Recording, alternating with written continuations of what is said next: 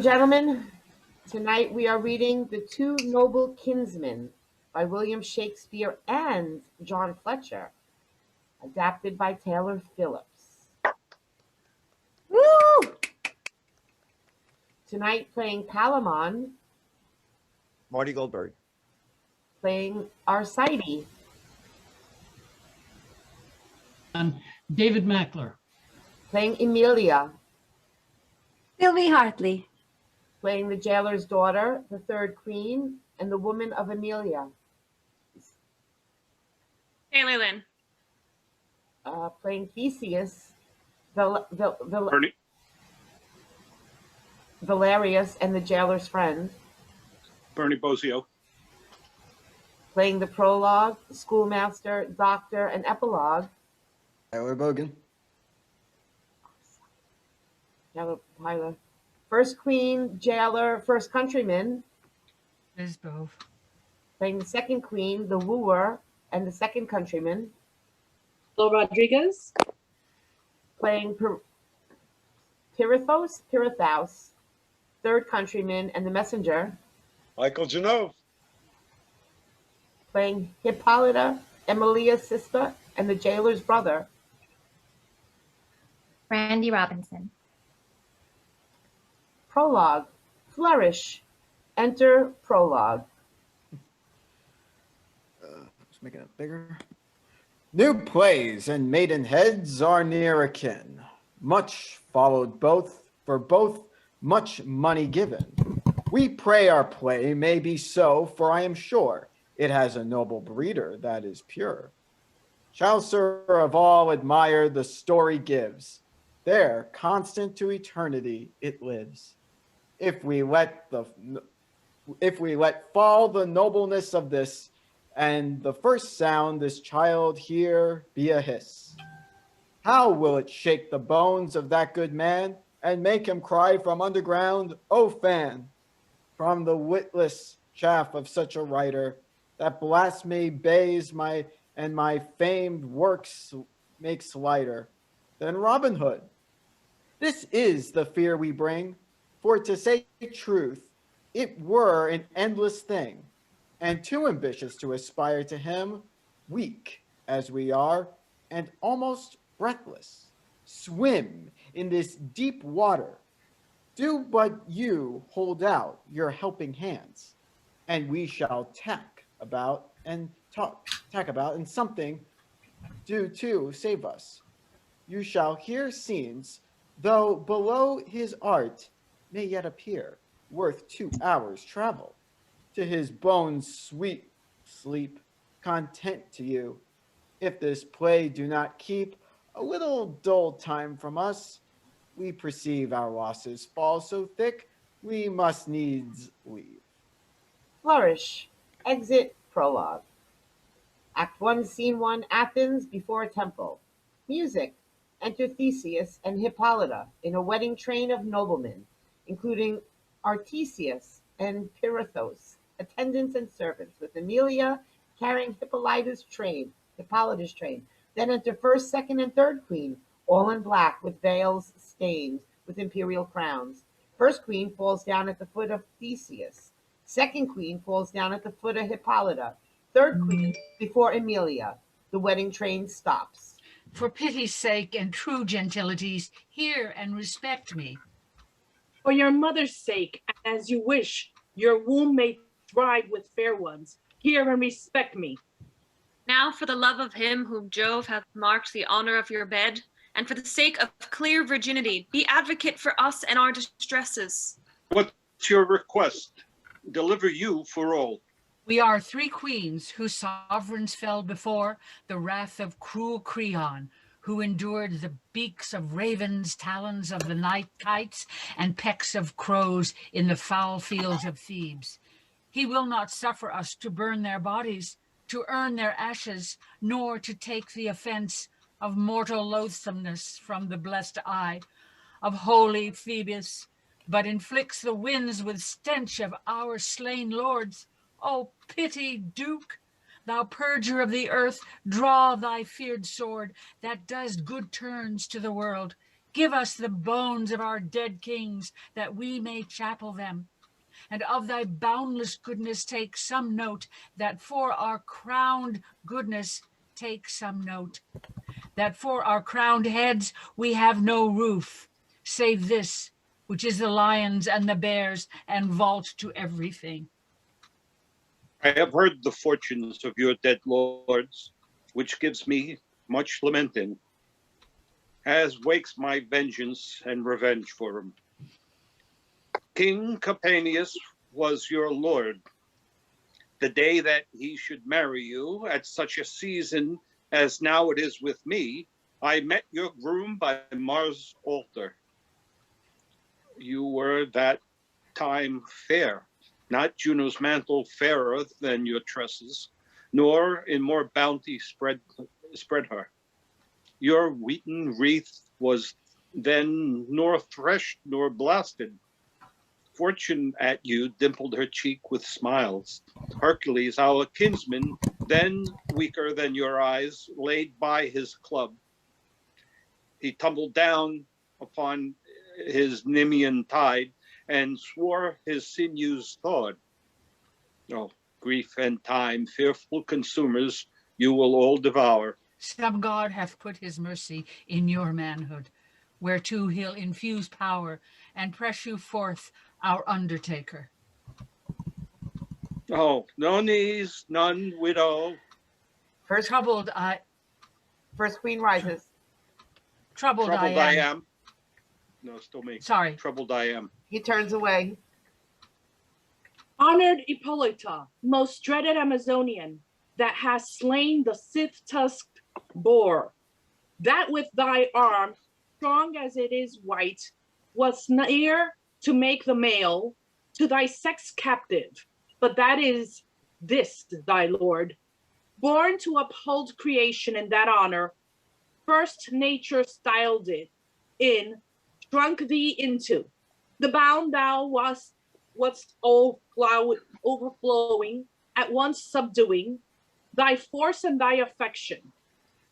Soldieress, that equally canst poise sternness with pity, whom now I know has much more power on him than ever he had on thee, who own'st his love too. Bid him that we, whom flaming war doth scorch, under the shadow of his sword may cool us.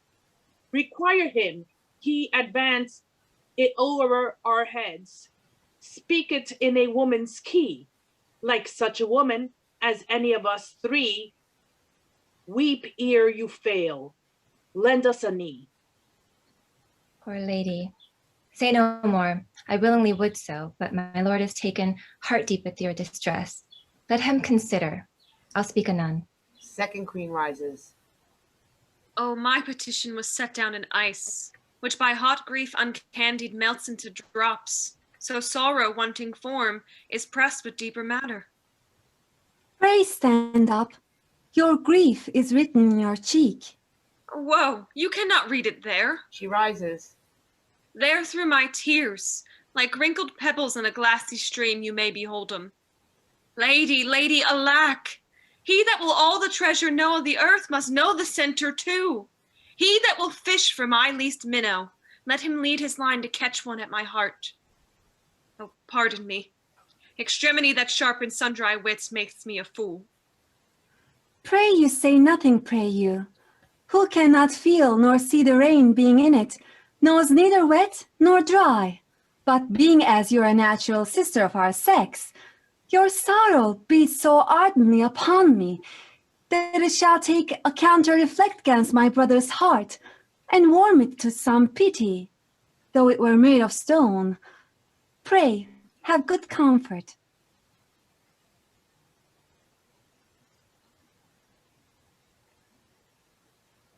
I have decided. Remember that your fame knolls in the ear of the world.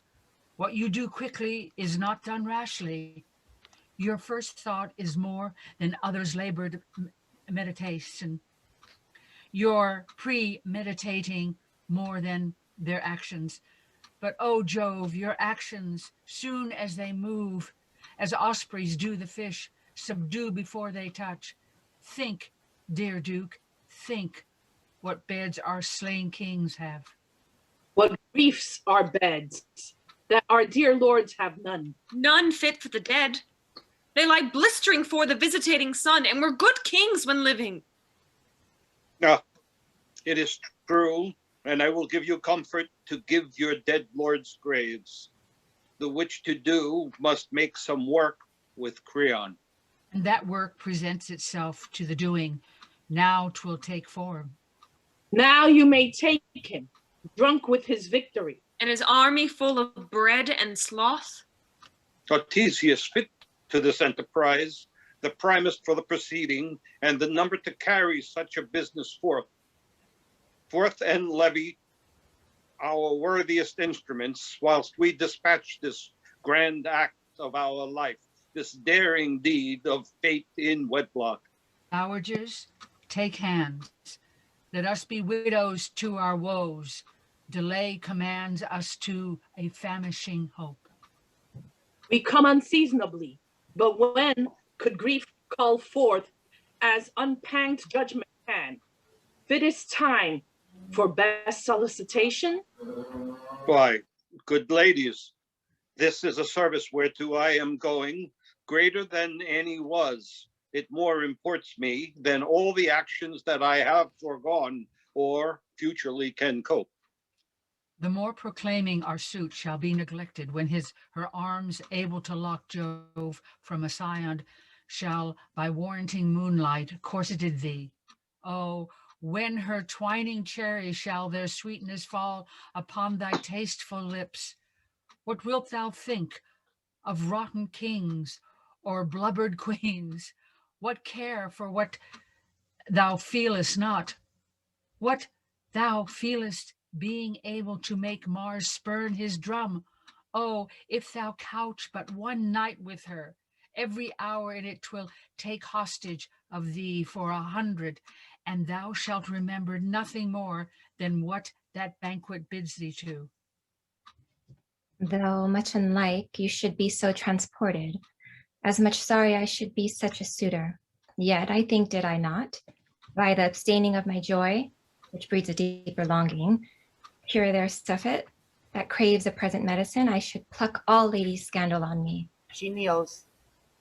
Therefore, sir, as I shall here make trial of my prayers, either presuming them to have some force, or sentencing for aye their vigor dumb, prorogue this business we are going about, and hang your shield afore your heart, about that neck, which is my fee, and which I freely lend to do these poor queens service. If you grant not my sister her petition in that force, with that celerity and nature which she makes it in, from henceforth I'll not dare to ask you anything, nor be so hardy ever to take a husband. Pray, stand up. Hippolyta and Amelia rise. I am entreating of myself to do that which you kneel to have me. Pirithous, lead on the bride.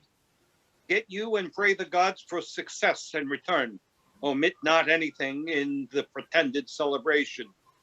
Queens, follow your soldier. As before, hence you, and at the banks of the Aulis, meet us with the forces you can raise, where we shall find the moiety of a number of business more bigger looked. Exit Artesius.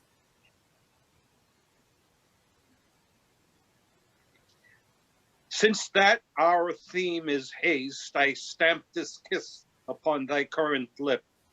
Sweet, keep it as my token. Set you forward, for I will see you gone. The wedding procession begins to exit toward the temple.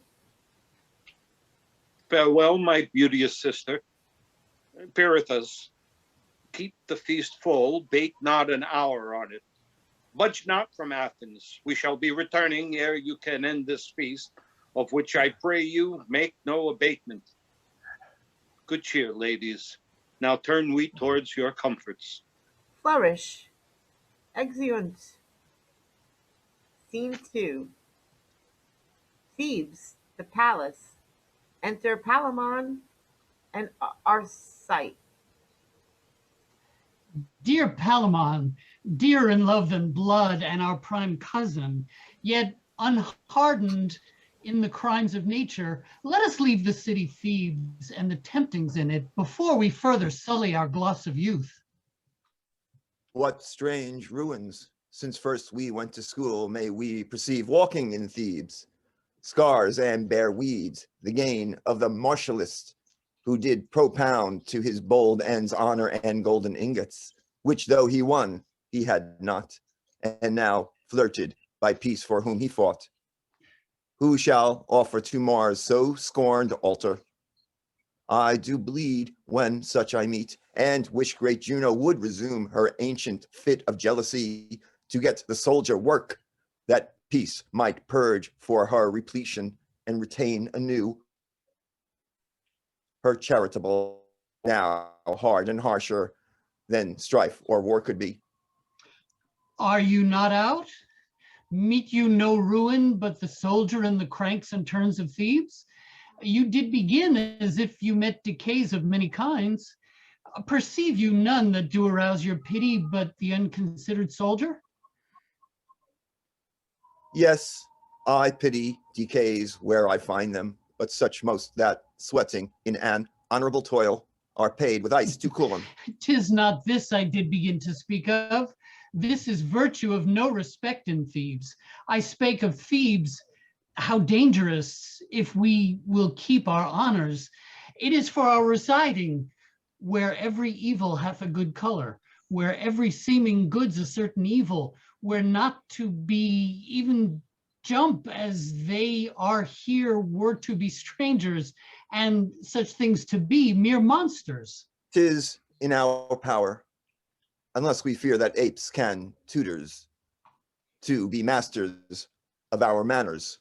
What need I affect another's gait, which is not catching where there is faith, or to be fond upon another's way of speech, whereby mine own I may be reasonably conceived, saved too, speaking it truly. What cannon is there that does command my rapier from my hip to dangle it in my hand, or to go tiptoe before the street be foul? Either I am the four horsemen in the team, or I am none that draw in the sequent trace. These poor slight sores need not a plantain, that which rips my bosom almost to the heart. Our Uncle Creon. He, a most unbounded tyrant, whose successes makes heaven feared and villainy assured. Beyond its power there's nothing. Almost puts faith in a fever, and deifies alone voluble chance, who only attributes the faculties of other instruments to his own nerves and act, commands men's service, and what they win in it, boot and glory. One that fears not to do harm, good dares not. Let the blood of mine that sibs to him be sucked from me with leeches. Let them break and fall off me with that Clear-spirited corruption. cousin, let's leave his court, that we may nothing share of his loud infamy. For our milk will relish of the pasture, and we must be vile or disobedient, not his kinsmen in blood, unless in quality. Nothing truer. I think the echoes of his shames have deafened the ears of heavenly justice. Widows' cries descend again into their throats and have not due audience of the gods. Enter Valerius.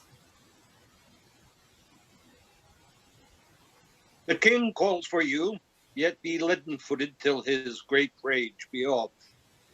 Small winds shake him, but what's the matter? Theseus, who where he threats appalls, hath sent deadly defiance to him, and pronounces ruin to Thebes, who is at hand to seal the promise of his wrath. Let him approach. But that we fear the gods in him, he brings not a jot of terror to us. Yet what man thirds his own worth? The case is each of ours. When that his actions dregged with mind assured, 'tis bad he goes about? Leave that unreasoned. Our services stand now for Thebes, not Creon. Yet to be neutral to him were dishonor, rebellious to oppose. Therefore we must with him stand to the mercy of who hath bounded our last minute. So we must. Is it said this war's afoot? Is in motion. Let's to the king. Were he a quarter carrier of that honor which his enemy come in, the blood we venture should be as for our health, which were not spent, rather laid out for purchase. But alas, our hands advanced before our hearts. What will the fall of the stroke do damage? Let the event that never erring arbitrator tell us, when we know all ourselves, and let us follow the becking of our chance. Exeunt. Scene 3. Before the gates of Athens. Enter Pirithous, Hippolyta, and Amelia. No further. Sir, farewell. Repeat my wishes to our great lord, of whose success I dare not make any timorous question. Yet I wish him excess and overflow of power. Speed to him. His ocean needs not my poor drops, yet they may yield their tribute there. My precious maid, those best affections that the heavens infuse in their best tempered pieces, keep enthroned in your dear heart. Thanks, sir. Remember me to our old royal brother, for whose speed the great Bellona I'll solicit. Our hearts are in his army, in his tent. In his bosom. We have been soldiers, and we cannot weep when our friends don their helms, are put to sea, or tell of babes broached on the lance, or women that have sought their infants in, and after ate them, the brine they wept at killing. Then if you stay to see of us such spinsters, we should hold you here forever.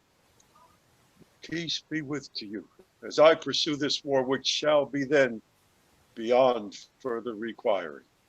Exit Pirithous. How his longing follows his friend. Since his depart, his sports, though craving seriousness and skill, passed slightly his careless execution, where nor gain made him regard, or loss consider, but playing one business in his hand, another directing in his head, his mind nurse equal to these so differing twins. Have you observed him since our great lord departed? With much labor, and I did love him for it. They too have cabined in many as dangerous as poor corner, peril and I want contending.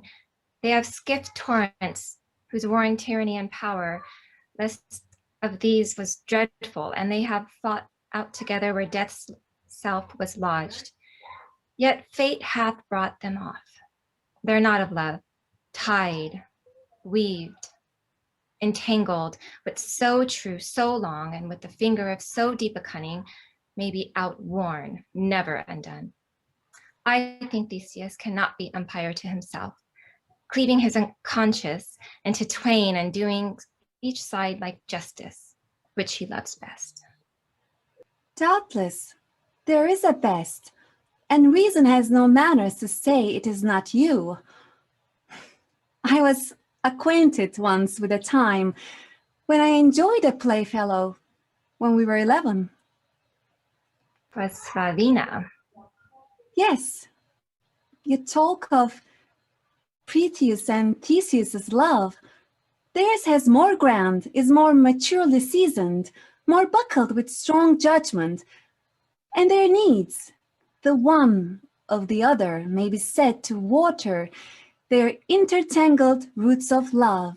But I, and she, I sigh and spoke of, were things innocent, loved, for we did, and like the elements that know not what nor why, yet do affect rare issues by their operance, our souls did so to one another. What she liked was then of me approved, what not, condemned. No more arraignment. On my head, no toy, but was her pattern, her affections, pretty though haply hers careless were. I followed for my most serious decking. Had mine ear stolen some new air, or at adventure hummed one from musical coinage? Why, it was a note whereon her spirits would sojourn. Rather dwell on and sing it in her slumbers. This rehearsal, which Furious and Watswell comes in like old important bastard, has this end, that the true love between maid and maid may be more than sex individual. This but to say that you shall never, like the maid Flavina, love any that's called man. I'm sure I shall not. Now, alack, weak sister, I must no more believe thee in this point, though in it I know thou dost believe thyself. Then I will trust a sickly appetite that lows even as it longs. But sure, my sister, if I were ripe for your persuasion, you have said enough to shake me from the arm of the all-noble Theseus, for whose fortunes I will now in and kneel, with great assurance that we, more than his Pythias, possess the high throne in his heart. I'm not against your faith, yet I continue mine. Exeunt. Scene 4. A field before Thebes. Cornets. A battle struck within, then a retreat. Flourish. Then enter through one door Theseus, victor, accompanied by lords and soldiers. Entering through another door, the three queens meet him and fall on their faces before him. To thee no star be dark. Both heaven and earth grant thee forever. All the good that may be wished upon thy head, I cry amen to it. The imperial gods who from the mounted heavens view us their mortal herd, behold who err and in their time chastise. Go and find out the bones of your dead lords and honor them with treble ceremony. Rather than a gap should be in their dear rights, we would supply it, but those we will dispute, which shall invest you in your dignities, and even each thing our haste does leave imperfect. So, adieu, and heaven's good eyes look on you. Exit three queens. Enter Pirithous and soldiers bearing Palamon and Arcite on biers. What are those? What are those? Men of great quality, as may be judged by their appointment. Some of the thieves have told they are sisters, children, nephews to the king. By the helm of Mars, I swear I saw them in the war, like to a pair of lions smeared with prey, make lanes in troops aghast. I fixed my note constantly on them, for they were a mark worth the gods' view. Their names? Believe they're called Arcite and Palamon. They are not dead. Nor in a state of life. And they've been taken when their last hurts were given. 'Twas possible they might have been recovered. Yet they breathe and have the name of men. Then, like men, use them. The very lees of such millions of rates exceed the wine of others. All our surgeons convent in their behoof, our richest palms rather than niggard waste. Their lives concern us much more than Thebes is worth. We'd rather have them prisoners to us than death. Bear them speedily from our kind heir to them unkind, and minister what man to man may do. For our love and great Apollo's mercy, all our best, their best skills tender. Lead into the city, where, having bound things scattered, we will post to Athens for our army. Exeunt. Bearing forth Palamon and Arcite. Act 2, Scene 1. Athens, a garden with a prison in the background. Enter jailer and wooer. I may depart with little while I live. Something I may cast to you, not much. Alas, the prison I keep, though it be for great ones, yet they seldom come. I am given out to be better lined than it can appear to me report is a true speaker. I would I were really that I am delivered to be. Marry, what I have, be it what it will, I will assure upon my daughter at the day of my death. Sir, I demand no more than you own offer, and I will estate your daughter in what I have promised. Well, we will talk more of this when the solemnity is past. But have you a full promise of her? When that shall be seen, I tender my consent. I have, sir. Here she comes. Your friend and I have chanced to name you here upon the old business, but no more of that now. In the meantime, look tenderly to the two prisoners. I can tell you they are princes. These strewings are for their chamber. It's pity they are in prison. And for pity they should be out. I do think they have patience to make adversity shamed.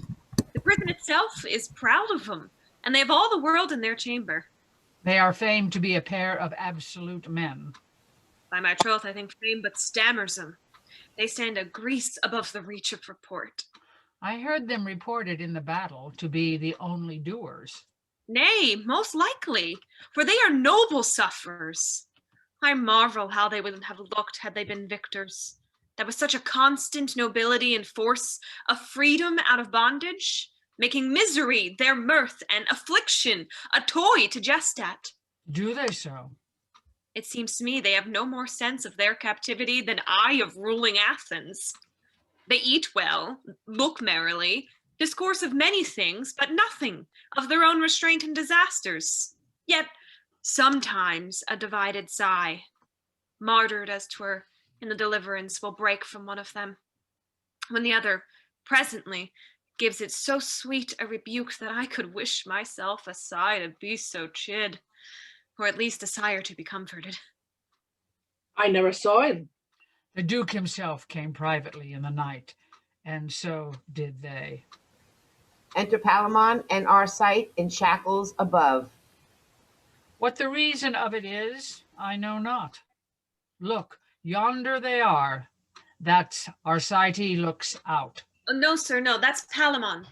Arcite Oh. is the lower of the twain. You may perceive a part of him. Go to. Leave your pointing. They would not make us their object. Out of their sight. It is a holiday to look on them. Lord, the difference of men. Exit jailer, daughter, and wooer. Scene 2, the prison. Palamon and Arcite remain above.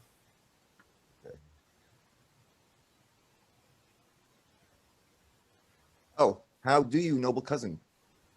How do you, sir? Why, strong enough to laugh at misery and bear the chance of war, yet we are prisoners, I fear, forever, cousin. I believe it, and to that destiny have patiently laid up my hour to come. Oh, cousin Arcite, where is Thebes now? Where is our noble country? Where are our friends and kindreds? Nevermore must we behold those comforts, never see the hardy youths strive for the games of honor, hung with the painted favors of their ladies, like tall ships under sail, then start amongst them, and as an east wind leave 'em all behind us, like lazy clouds, while Palamon and Arcite, ever in the wagging of a walking leg, outstrip the people's praises, won the garlands, ere they have time to wish 'em ours. Oh, never shall we two exercise like twins of honor our arms again, and feel our fiery horses like proud seas underneath us. Our good swords now better the red-eyed god of war never wore, ravished our sides. Like age must run to rust, and deck the temples of those gods that hate us. These hands shall never draw him out like lightning to blast whole armies more. No, Palamon, these hopes are prisoners with us. Here we are, and here the graces of our youths must wither like a too timely spring. Here age must find us, and, which is heaviest, Palamon, unmarried. The sweet embraces of a loving wife, loaden with kisses, armed with 1,000 cupids, shall never clasp our necks. No issue know us, no figures of ourselves shall we e'er see, to glad our age, and like young eagles teach 'em boldly to gaze against bright arms and say, remember what your fathers were, and conquer. The fair-eyed maids shall weep our banishments, and in their songs curse ever-blinded fortune, till she for shame see what a wrong she has done to youth and nature. This is all our world. We shall know nothing here but one another, hear nothing but the clock that tells our woes. The vine shall grow, but we shall never see it. Summer shall come, and with her all delights, but dead cold winter must inhabit here still. 'Tis too true our sight, all valiant uses, the food and nourishment of noble minds, in us too here shall perish, we shall die, which is the curse of honor, lastly, children of grief and ignorance. Yet, cousin, even from the bottom of these miseries, from all that fortune can inflict upon us, I see two comforts rising, two mere blessings. If the gods please to hold here a brave patience, and the enjoying of our griefs together. Whilst Palamon is with me, let me perish, if I think this our prison. Certainly, 'tis a main goddess, cousin, that our fortunes were twined together.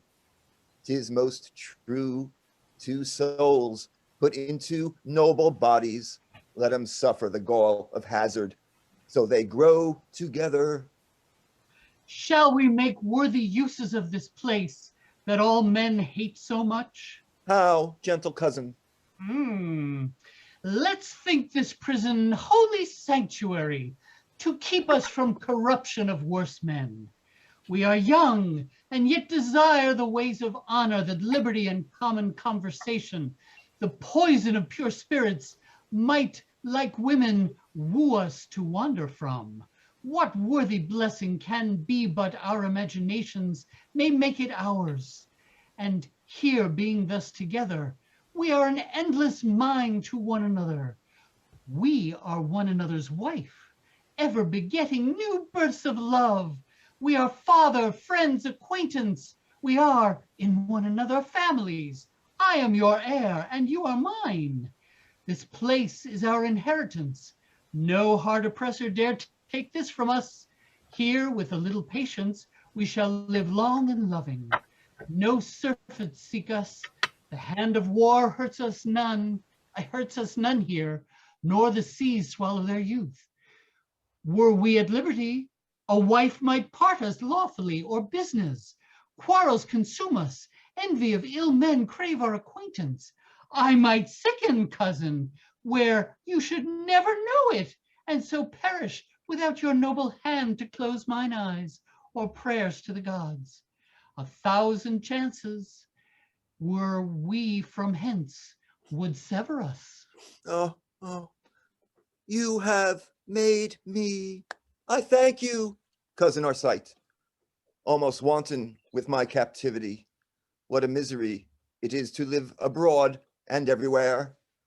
'Tis like a beast, methinks. I find the court here, I'm sure, a more content, and all those pleasures that woo the wills of men to vanity, I see through now, and am sufficient to tell the world 'tis but a gaudy shadow that old time as he passes takes, but his old time as he passes by takes with him what we had been in the old court of Creon, where sin is justice, lust and ignorance, the virtues of the great ones? Cousin Arcite, had not the loving gods found this place for us, we had died as they do, ill old men, unwept, and had their epitaphs the people's curses. Is there record of any two that loved better than we do, Palamon? Sure, there cannot. I do not think it possible our friendship should ever leave us. Till our deaths it cannot. Enter Emilia and her woman below. And after death our spirits shall be led to those that love eternally. Palamon catches sight of Emilia. Speak on, sir. This garden has a world of pleasures in it. What flower is this? 'Tis called Narcissus, madam. That was a fair boy certain, but a fool to love himself. Were there not maids enough? Pray, forward. Yes. Or were they all hard-hearted? They could not be to one so fair. Thou wouldst not. I think I should not, madam. That's a good wench. But take heed to your kindness, though. Why, madam? Men are mad things. Will you go forward, cousin? Canst not thou work such flowers in silk, wench? Yes. I'll have a gown full of them. And of these. This is pretty color. Will it not do regularly upon a skirt, wench? Dainty, madam.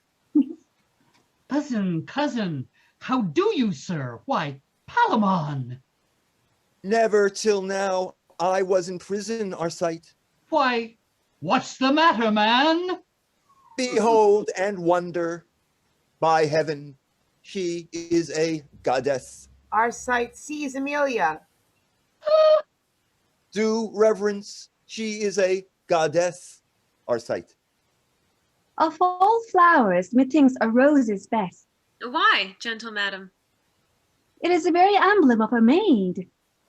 For when the west wind courts her gently, how modestly she blows and paints the sun with her chaste blushes. When the north comes near her, rude and impatient, then like chastity, she locks her beauties in her bud again and leaves him to base briars. He is wondrous fair. She is all the beauty extant. The sun grows high. Let's walk in. Keep these flowers. We'll see how near art can come near their colors. I am wondrous merry-hearted. I could laugh now. Lie down, I am sure. And take one with you? That's as we bargain, madam. Well, agree then. Exit woman and Emilia. What think you of this beauty?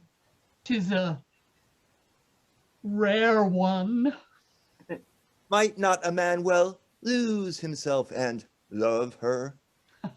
I cannot tell what you have done. I have beshrew mine eyes for it. Now I feel my shackles. You love her, then? Who would not? And desire her? Before my liberty. I saw her first, That's nothing. but it shall be. I saw her too. Yes, but you must not love her. I will not, as you do, to worship her as she is heavenly and a blessed goddess. I love her as a woman, to enjoy her, so both may love. You shall not love at all. Not love at all?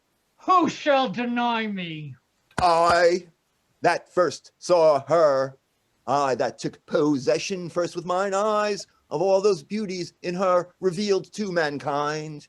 If thou lovest her, or entertained a hope to blast my wishes, Thou art a traitor, Arcite, and fellow false as thy title to her. Friendship, blood, and all the ties between us I disclaim, if thou once think upon her. Yes, I love her, and if the lives of all my name lay on it, I must do so. I love her with my soul. If that will lose you, farewell, Palamon. I say again, I love, and in loving her maintain I am as worthy and as free a lover and have as just a title to her beauty as any Palamon or any living that is a man's son. Have I called thee friend? Yes, and have found me so. Why are you moved thus? Let me deal coldly with you. Am I not part of your blood, part of your soul? You have told me that I was Palamon and you were Arcite. Yes. Am not I liable to those affections, those joys, griefs, angers, fears my friend shall suffer? You may be. Why, then would you deal so cunningly, so strangely, so unlike a noble kinsman to love alone?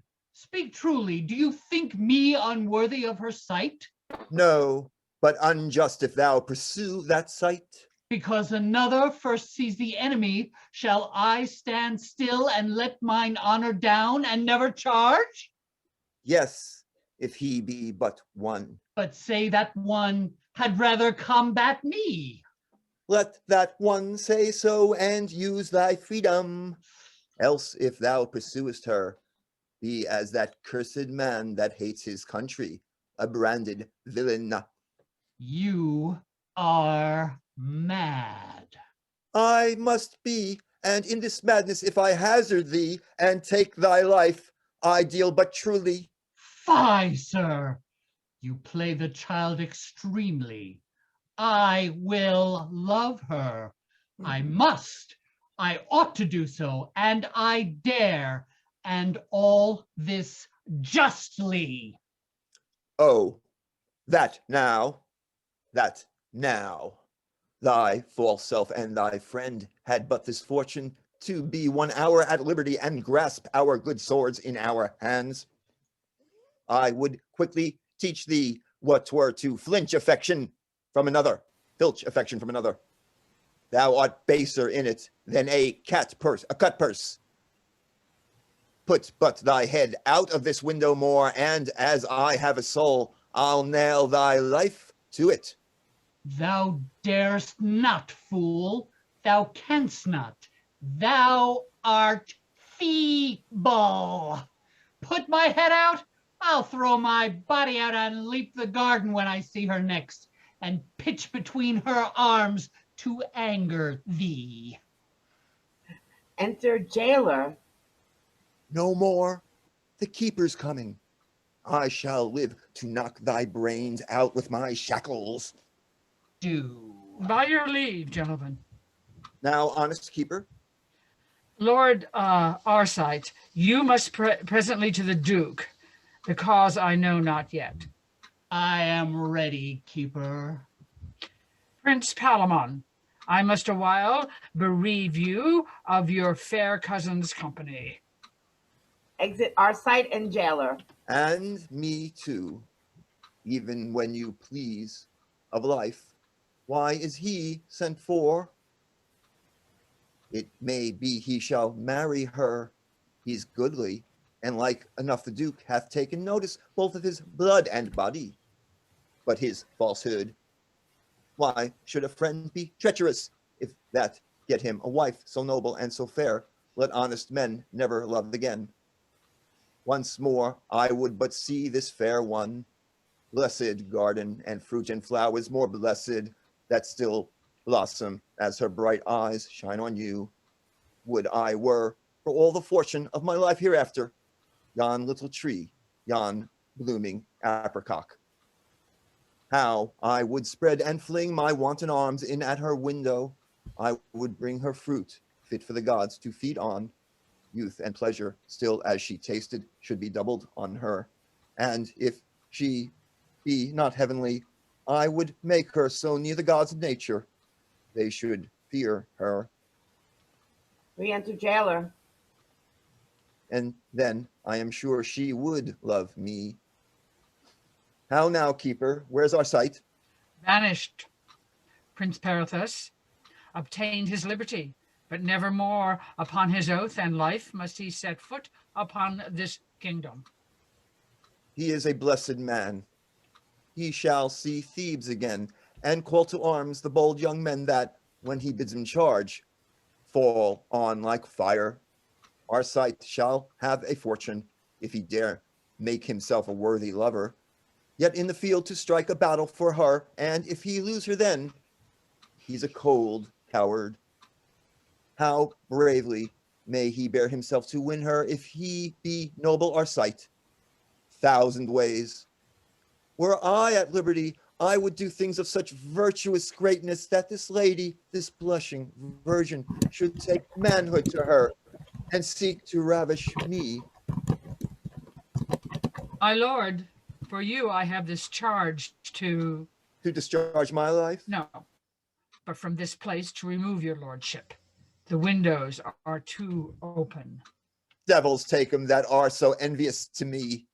Prithee, kill me. And hang for it afterward, huh? By this good light, had I a sword, I would kill thee. Why, my lord?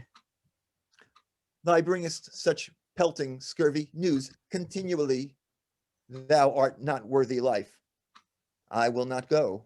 Indeed you must, my lord. May I see the garden? No. Then I am resolved. I will not go. I must constrain you then, and for you are dangerous. I'll clap more irons on you. Must I go? There is no remedy. Farewell, kind window. May rude wind never hurt thee. Oh, my lady, if ever thou hast felt what sorrow was, dream how I suffer. Come, now bury me. Exeunt Palamon and jailer. Scene 3. The country near Athens. Enter Arcite. Banished the kingdom? 'Tis a benefit, a mercy I must thank him for.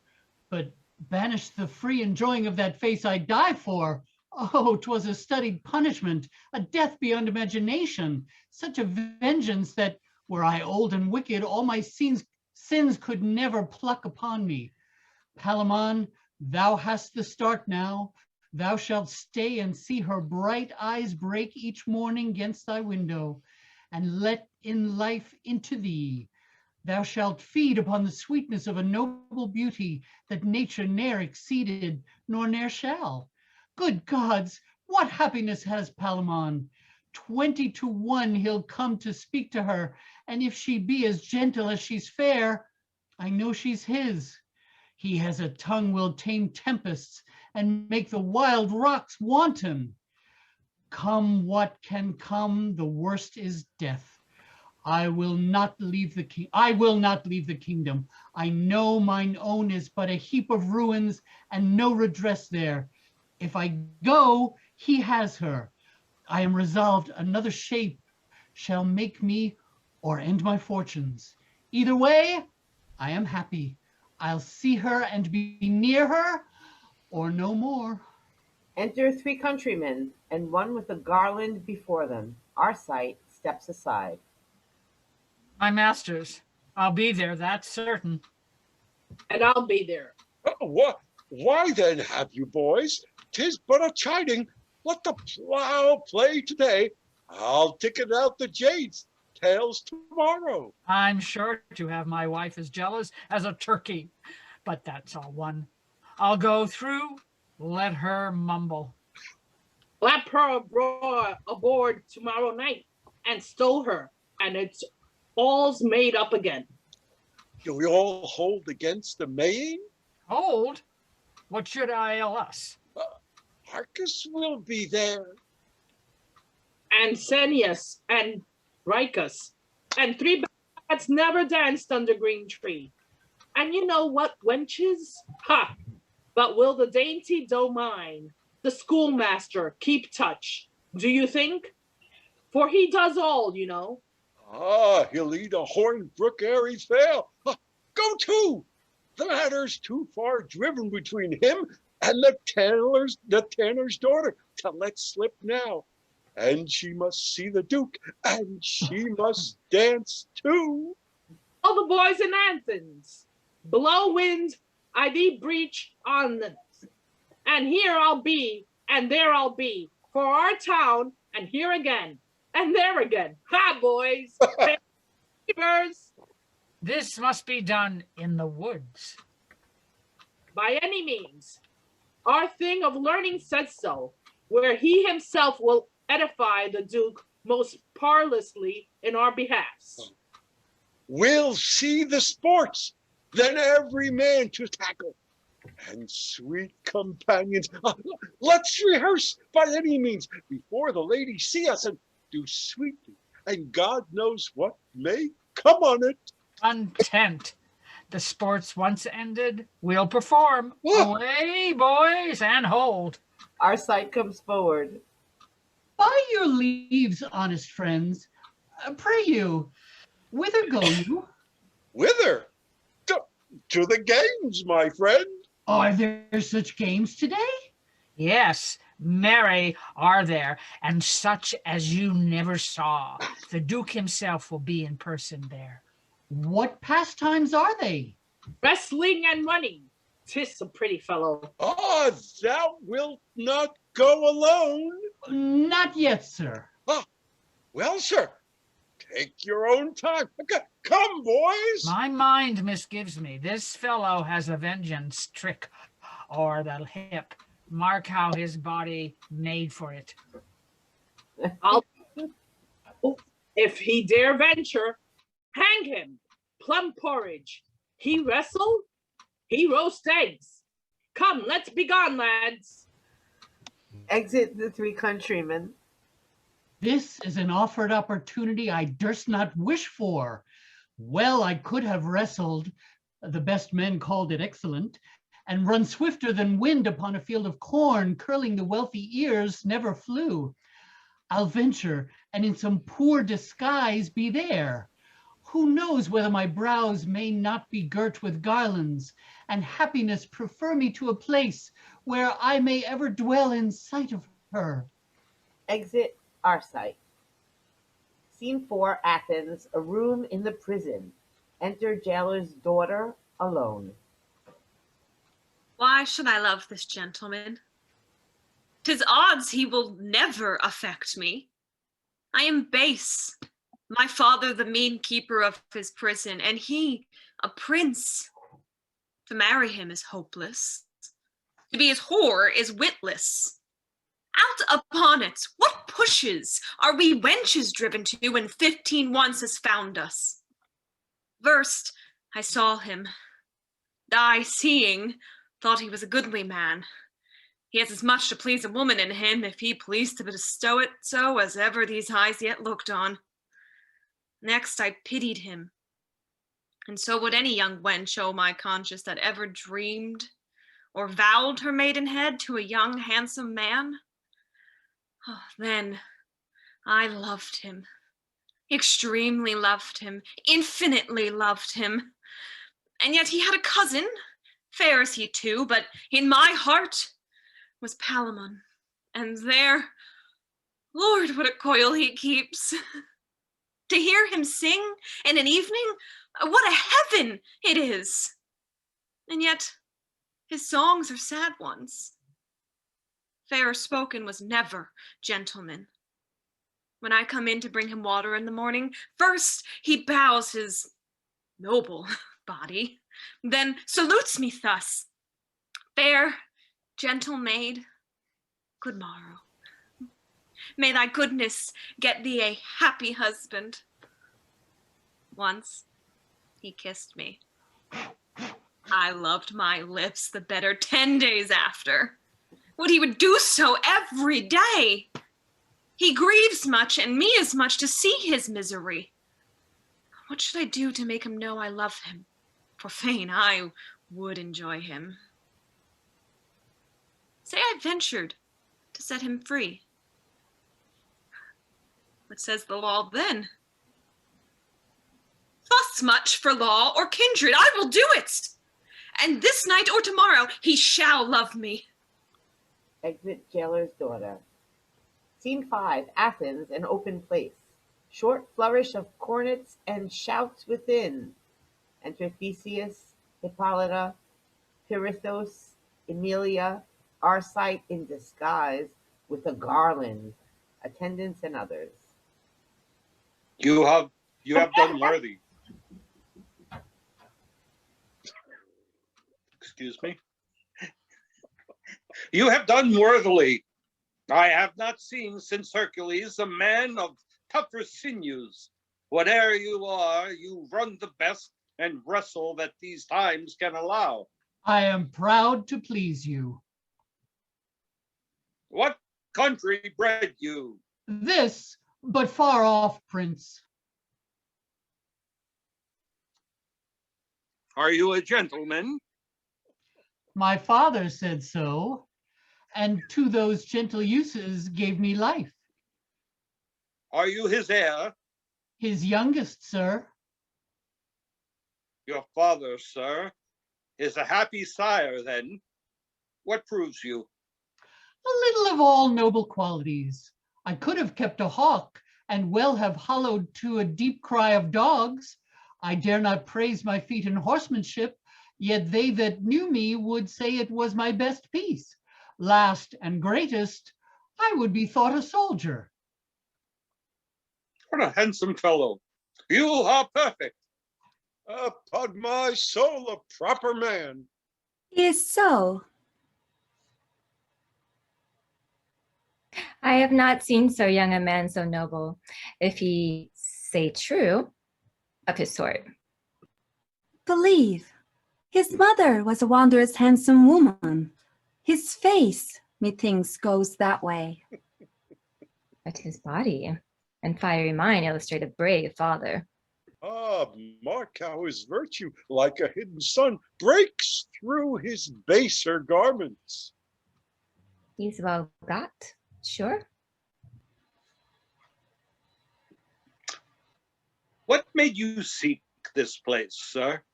Noble Theseus, to purchase name and do my ablest service to such a well-found wonder as thy worth, for only in thy court of all the world dwells fair-eyed honor.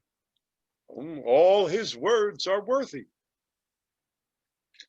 Sir, we are much indebted to your travel, nor shall you lose your wish. Pirithous, dispose of this fair gentleman. Thanks, Theseus. Well, whatever you are, you're mine, and I shall give you to a most noble service to this lady, this bright young virgin. He brings our sight to Emilia. Pray, observe her goodness. You have honored her fair birthday with your virtues, and as your due, you're hers. Kiss her fair hand, sir. Sir, you're a noble giver.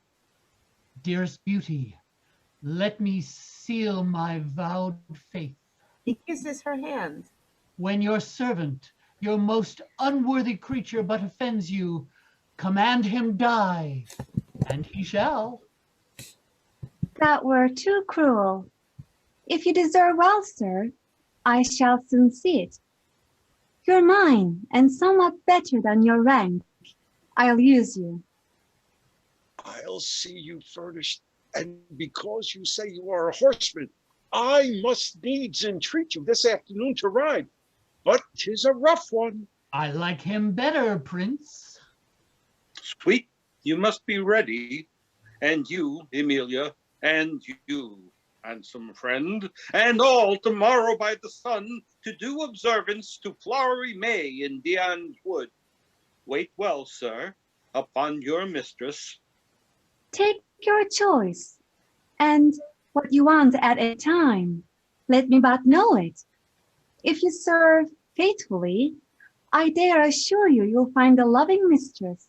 If I do not, let me find that my father ever hated disgrace and blows. Go, lead the way, you have won it. It shall be so. You shall receive all dues fit for the honor you have won. 'Twere wrong else, sister, beshrew my heart.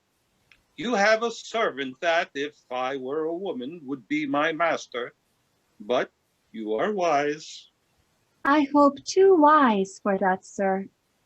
Flourish. Exeunt. Scene 6. Athens. Before the prison. Enter jailer's daughter, alone. Let all the dukes and all the devils roar. He is at liberty. I have ventured for him, and out I have brought him. To a little wood a mile hence I have sent him, where a cedar higher than all the rest spreads like a plain fast by a brook. And there he shall keep close till I provide him files and food, for yet his iron bracelets are not off. Oh, love, what a stout-hearted child thou art! My father durst better have endured cold iron than done it. I love him, beyond love, and beyond reason, or wit, or safety. I have made him know it. I care not. I am desperate. Oh, if the law find me and then condemned me for it, some wenches, some honest-hearted maids will sing my dirge and tell to memory my death was noble, dying almost a martyr. That way he takes, I purpose is my way too. Sure he cannot be so unmanly as to leave me here. If he do, mates will not so easily trust men again. And yet, he has not thanked me for what I have done. No, not so much as kissed me. And that, methinks, is not so well. Nor scarcely could I persuade him to become a free man. He made such scruples of the wrongs he did to me and my father. Yet I hope, when he considers more, this love of mine will take more root within him. Let him do what he will with me, so he use me kindly. For use me he shall, or I'll proclaim him, and to his face no man. I'll presently provide him necessaries and pack my clothes up, and when there is a path of ground, I'll venture, so he be with me. By him like a shadow I'll ever dwell. Within this hour the hubbub will be all o'er the prison. I am then kissing the man they look for. Farewell, father! Get many more such prisoners and such daughters, and shortly you may keep yourself. Now to him.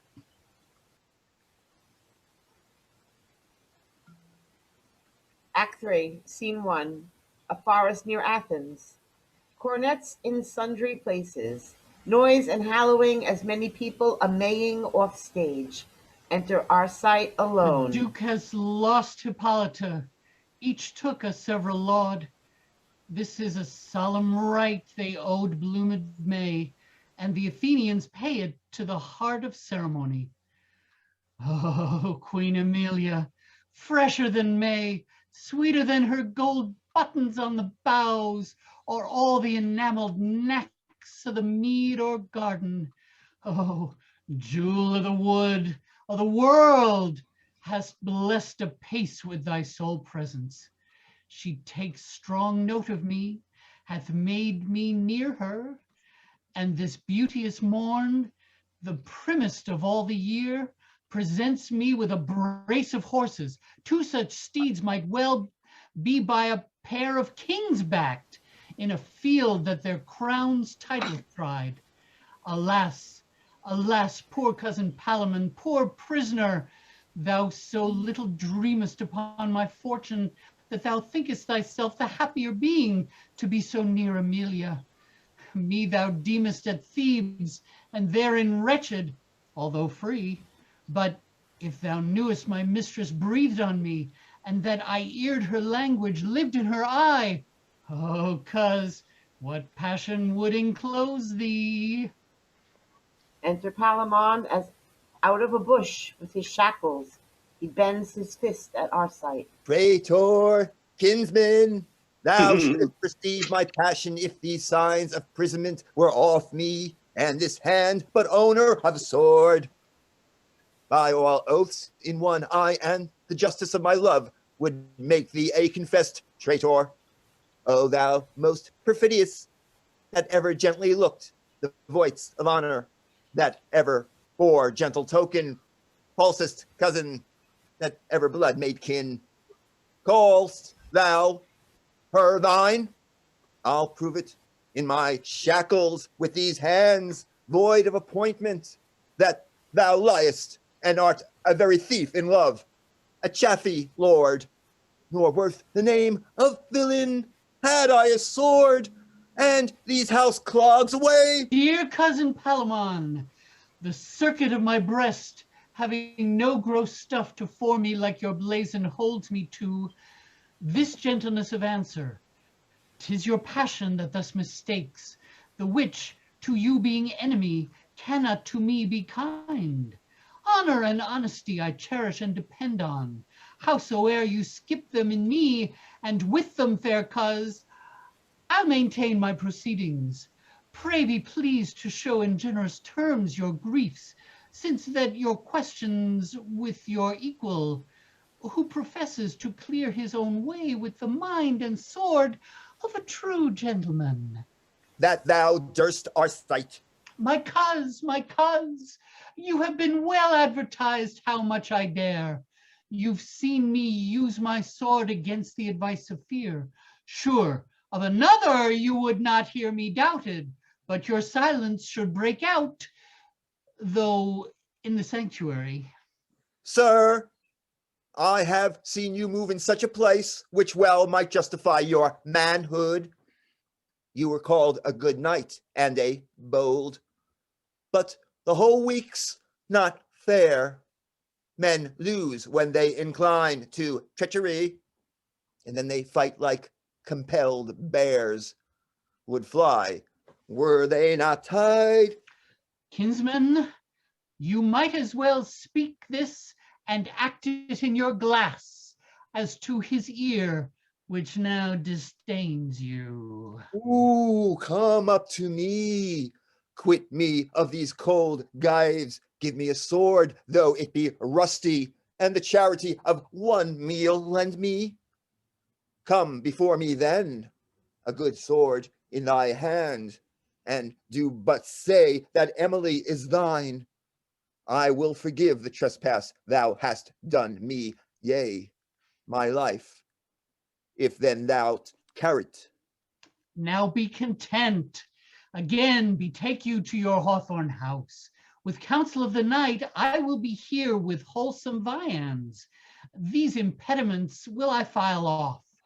And then after cause, when you shall stretch yourself and say but, our sight, I am in plight, there shall be at your choice both sword and armor. O you heavens, dares any so noble bear a guilty business? None, but only our sight. Therefore none but our sight in this kind is so bold. Sweet Palamon. I do embrace you and your offer, for your offer do it only. Sir, your person without hypocrisy, I may not wish more than my sword's edge on it. Wind horns, sound cornets. You hear the horns? Enter your muset, lest this match between us be crossed ere met. Give me your hand. Farewell. I'll bring you every needful thing. I pray you, take comfort and be strong. Pray hold your promise and do the deed with a bent brow. Most certain you love me not. Be rough with me and pour this oil out of your language. Plainly spoken, yet pardon me hard language. When I spur my horse, I chide him not. Content and anger in me have but one face. Wind horns. Hark, sir, they call the scattered to the banquet. You must guess I have an office there. Sir, your attendance cannot please heaven, and I know your office unjustly is achieved. 'Tis a good title. I am persuaded this question, sick between us, by bleeding must be cured. I am a suitor that to your sword you will bequeath this plea, and talk of it no more. But this one word, you are going now to gaze upon my mistress. For note you, mine she is. Nay then. Nay, pray you, you are going now to look upon a sun that strengthens when it looks on. There you have a vantage over me, but enjoy it till I may enforce my remedy. Farewell. Exeunt. Scene 2, another part of the forest near Athens. Enter jailer's daughter alone. Yes, mistook the break I meant. Is gone after his fancy. 'Tis now well nigh morning. No matter. Would it were perpetual night, and darkness lord of the world. Hark! 'Tis a wolf. In me hath grief slain fear, and but for one thing I care for nothing, and that's Palamon. I reck not if the wolves would jaw me, so he had his file. What if I hallowed for him? I cannot hallow. If I whooped, what then? If he not answered, I should call a wolf and do him but that service. I have heard strange howls this livelong night. Why may it not be they have made prey of him? He has no weapons. He cannot run. The jingling of his guides might call fell things to listen, who have in them a sense to know a man unarmed and can smell where resistance is. I'll set it down, he's torn to pieces. They howled many together, and then they fed on him. So much for that. All's charred when he is gone. No, I lie. My father's to be hanged for his escape. Myself to beg if I prize life so much as to deny my act, but that I would not, should I try death by dozens. I am moped. Food took I none these 2 days, sipped some water. I have not closed mine eyes save when my lids scoured off their brine. Alas, dissolve my life!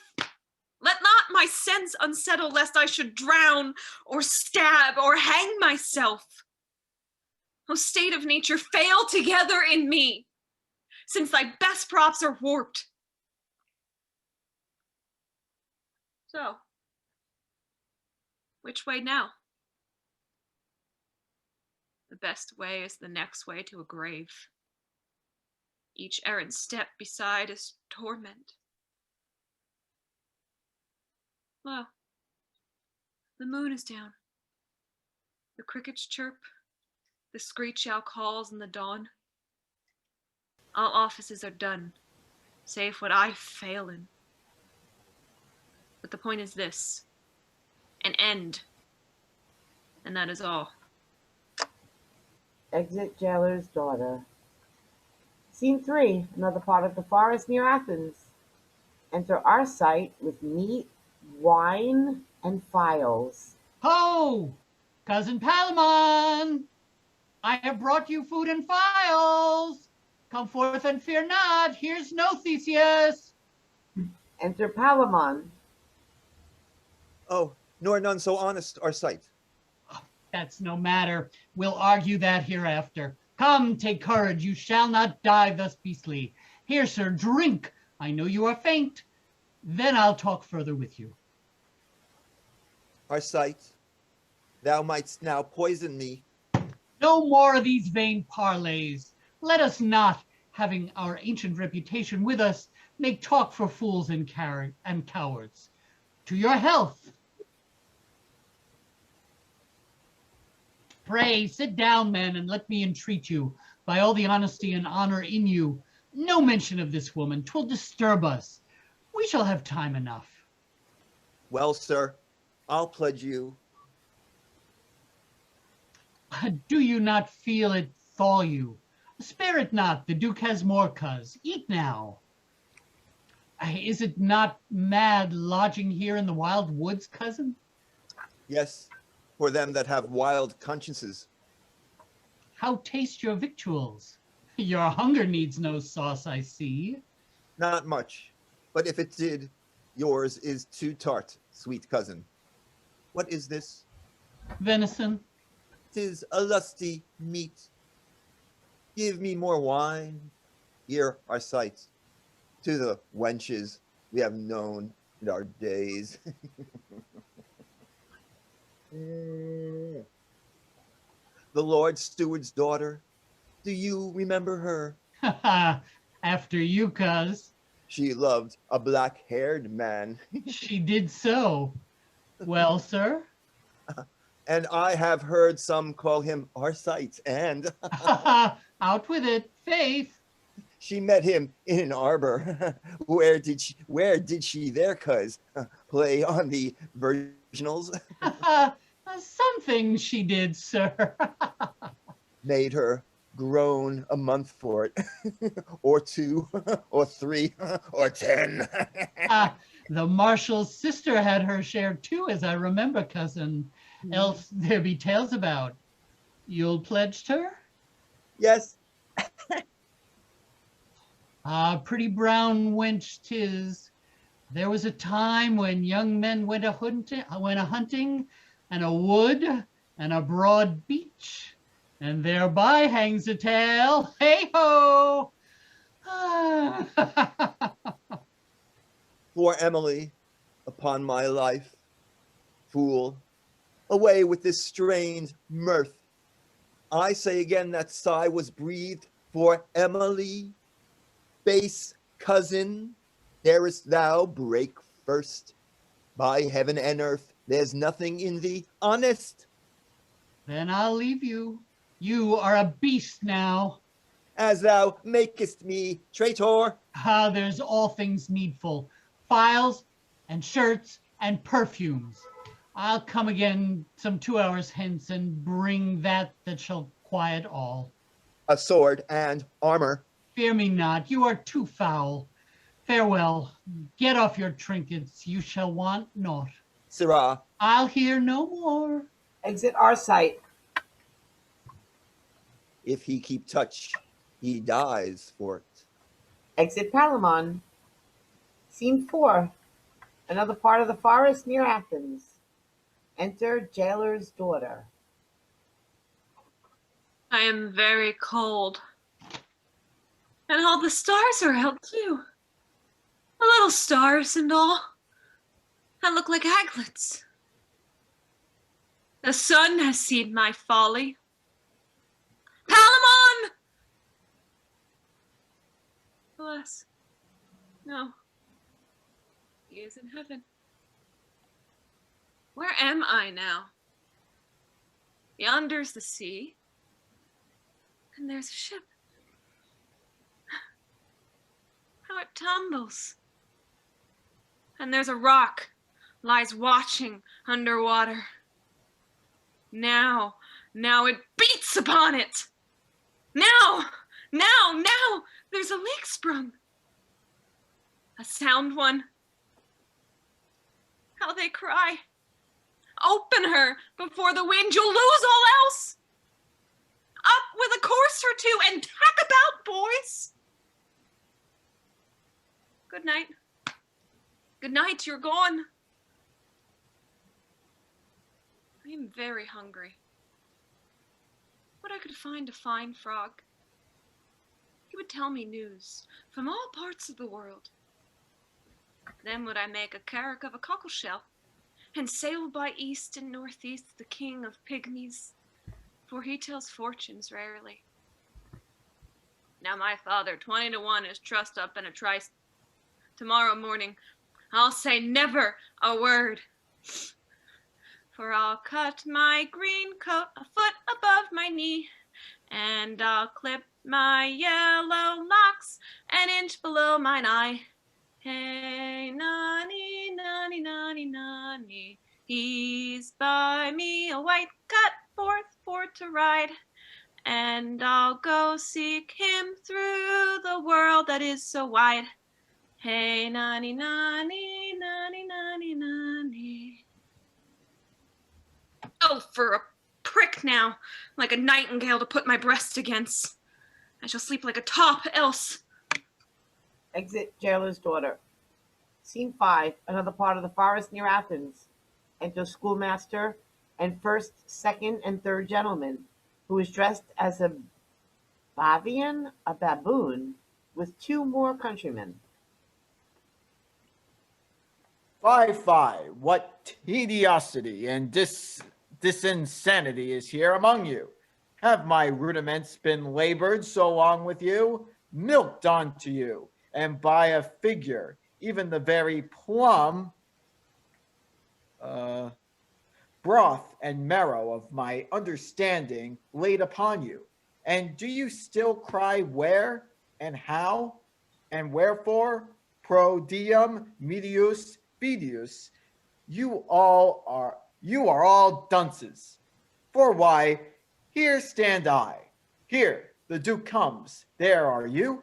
Close in the thicket the Duke appears. I meet him, and unto him I utter learned things and many figures. He hears and nods and hums and then cries, rare, and I go forward.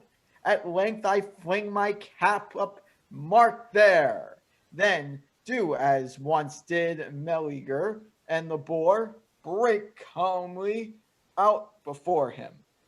Like true lovers, cast yourselves on a body decently, and sweetly by a figure trace and turn, boys. And sweetly we will do it, Master Gerald. Draw up the company. But where's the women? Enter 5 wenches. Here's Fritz and Maudlin. And little Luce, with the white legs and bouncing Barbary. And freckled Nell, that never failed her master. Where be your ribbons made? Swim with your bodies and carry it sweetly in delivery. And now and then a favor and a frisk. Where's the resto, the music? Dispersed as you commanded. Couple then, and see what's wanting. Where's the Bavian? My friend, be sure you tumble with audacity and manhood, and when you bark, do it with judgment. Yes, sir. Quo usque tandem? Here is a woman wanting. What shall we determine, sir? Nothing. Our business is become a nullity. Yeah, and a woeful and a piteous nullity. Enter Jailer's Daughter. The Georgiello came from the south, from the coast of Barbary, eh? And there he met with brave gallants of war, by 1, by 2, by 3, eh? Well hailed, you jolly gallants, and whither now are you bound, eh? Oh, let me have your company till I come to the sound, eh? There was 3 fools, fell out about an owlet. The one he said it was an owl, the other he said nay. The third he said it was a hawk, and her bells were cut away. There's a dainty mad woman, master. Ah, come to it, Nick. As mad as a March hare. If we can get her to dance, we are made again. I warrant her. She'll do the rarest gambols. A mad woman?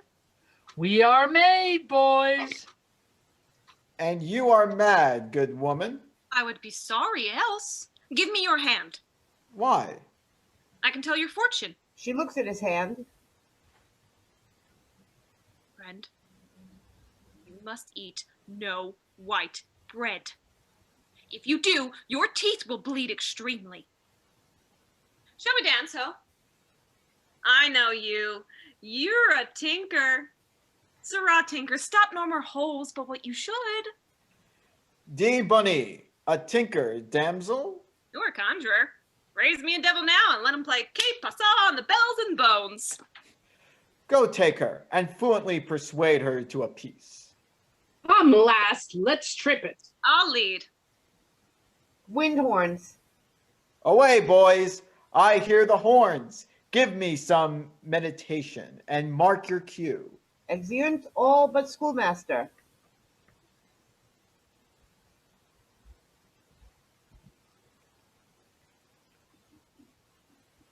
Schoolmaster. Pallas, inspire me. Enter Theseus, Hippolyta, Emilia, and Trahane. This way the stag took. Stay and edify. What have we here? Some country sport. Upon my life, sir. Well, sir, go forward. We will edify. Thou doughty Duke, all hail, sweet ladies. This is a cold beginning. Now to say a verity, and not to fable, we are a merry rout, or else a rabble, or company, or by a figure chorus, that for thy dignity will dance a morris, and that and I that am the rectifier of all, by title pedagogos you may call. Do here present our sport of no small study. I first appear, thou rude and raw and muddy, to speak before thy noble grace this tenor, and at whose great feet I offer up my penner. The next, the Lord of May and Lady Bright, the chambermaid and serving man by night, that seeks our silent hanging, then mine host, and his fat spouse that welcomes to their coast. The gallied traveler, and with a beckoning, informs the tapster to inflame the reckoning. Then the beast-eating clown, and next the fool, the bavian with long tail and eke long tool. Come, mutus alice, that make a dance. Say ay, and shall presently advance.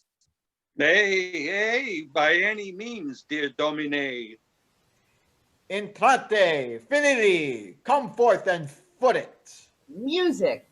Re-enter the countrymen, the wenches, and the jailer's daughter. They perform a morris dance. Ladies, if we may have been merry, and have pleased ye with a dairy, and a down, say, the schoolmaster's no clown. Duke, if we have pleased thee too, and have done as good boys should do, give us but a tree or twain, for a maypole and a gain. Ere another year run out, we'll make thee laugh and all this rout. How does my sweetheart? Never so pleased, sir. Was an excellent dance, and for a preface, I never heard a better. Take 20, Domine. Schoolmaster, I thank you. He gives money. Now to our sports again. May the stag thou huntst stand long, and thy dogs be swift and strong. May they kill him without lets, and the ladies eat with his dowsets. Wind horns within. Theseus, Hippolyta, Emilia, and Train exit. Come, we are all made. De omnes. You have danced rarely, wenches. Exeunt. Scene 6. Another part of the forest near Athens. Enter Palamon from the bush. About this hour my cousin gave his faith to visit me again, and with him bring 2 swords and 2 good armors. If he fail, he's neither man nor soldier. When he left me, I did not think a week could have restored my lost strength to me. I was grown so low and crestfallen with my wants. I thank thee, Arcite. Thou art yet a fair foe, and I feel myself with this refreshing, able once again to outdoor danger. Therefore, this blessed morning shall be the last, and that sword he refuses, if it but hold, I kill him with. 'Tis justice, so love and fortune for me. Enter Arcite with armors and swords. Oh, good morrow. A good morrow, noble kinsman.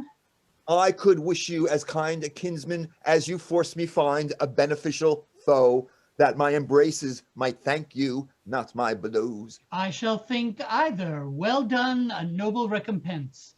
No more anger, as you love anything that's honorable. We were not bred to talk, man. When we were armed and both upon our guards, then let out our fury, like meeting of two tides, fly strongly from us, and then to whom the birthright of this beauty truly pertains, without upbraiding, scorns, despisings of our persons, and such poutings fitter for girls and schoolboys, will be seen, and quickly, yours or mine. Will it please your arms, sir, or if you feel yourself not fitting yet, and furnished with your old strength, I'll stay, cousin, and every day discourse you into health, as I am spared. Your person I am friends with, and I could wish I had not said I loved her, though I had died. But loving such a lady and justifying my love, I must not fly from it. Arcite, thou art so brave an enemy, that no man but thy cousins fit to kill thee. I am well and lusty. Choose your arms. Choose you, sir. Palamon chooses armor. This I'll take. Arcite takes the other. That's mine, then. I'll arm you first. Do. Arcite begins arming him. Pray thee, tell me, cousin, where gotst thou this good armor? 'Tis the Duke's, and to say true, I stole it. Oh, do I pinch you? No. Is it not too heavy? I have worn a lighter, but I shall make it serve. You care not for a grand guard? No, no. We'll use no horses. I perceive you would fain be at that fight. I am indifferent. Faith, so am I. Good cousin, I thank you. How do I look? Huh? Am I fallen much away? Faith, very little. Love has used you kindly. I'll warrant thee. I'll strike home. Do, and spare not. I'll give you cause, sweet cousin. Now, to you, sir. He begins to arm Arcite. Methinks this armor's very like that Arcite thou worst that day the three kings fell, but lighter. Ha, that was a very good one. And that day I well remember, you outdid me, cousin. I never saw such valor. When you charged upon the left wing of the enemy, I spurred hard to come up, and under me I had a right good horse, but still all was vainly labored in me. You outwent me, nor could my wishes reach you. Yet a little I did by imitation. More by virtue. You are modest, cousin. When I saw you charge first, methought I heard a dreadful clap of thunder break from the troop. But still, before that flew the lightning of your valor. Stay a little.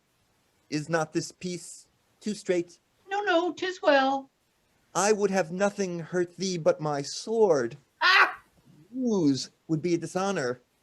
Now I am perfect. Stand off then. My cause and honor guard me. And me, my love. They bow several ways, then advance and stand. Is there aught else to say? This only and no more. Thou art mine and son, and that blood we desire to shed is mutual. In me thine, and in thee mine. My sword is in my hand, and if thou killst me, the gods and I forgive thee. If there be a place prepared for those that sleep in honor, I wish his weary soul that falls may win it. Fight bravely, cousin. Give me thy noble hand. Here, Palamon. They shake hands. This hand shall never more come near thee with such friendship. If I fall, curse me, and say I was a coward, for none but such dare die in these just trials. Once more, farewell, my cousin. Farewell, Arcite. Fight. horns within, they stand. Lo, cousin, lo, our folly has undone us. Why? This is the Duke hunting, as I told you. If we be found, we are wretched. Oh, retire for honor's sake, and safely, presently, into your bush again. Gentle cousin, if you be seen, you perish instantly for breaking prison. And I, if you reveal me, for my contempt. Then all the world will scorn us and say we had noble difference, but base disposers of it.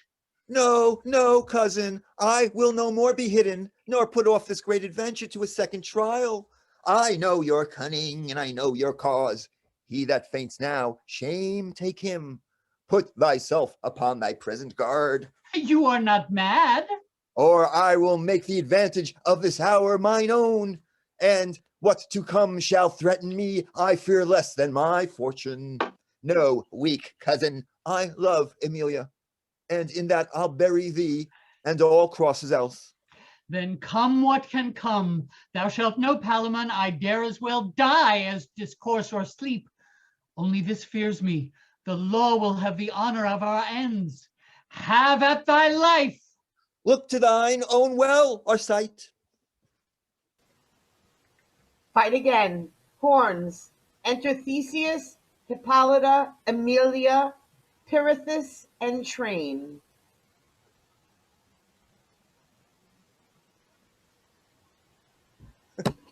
Aha! What ignorant and mad malicious traitors are you, that gainst the tenor of my laws are making battle, thus like knights appointed, without my leave and officers of arms. By Castor, both shall die.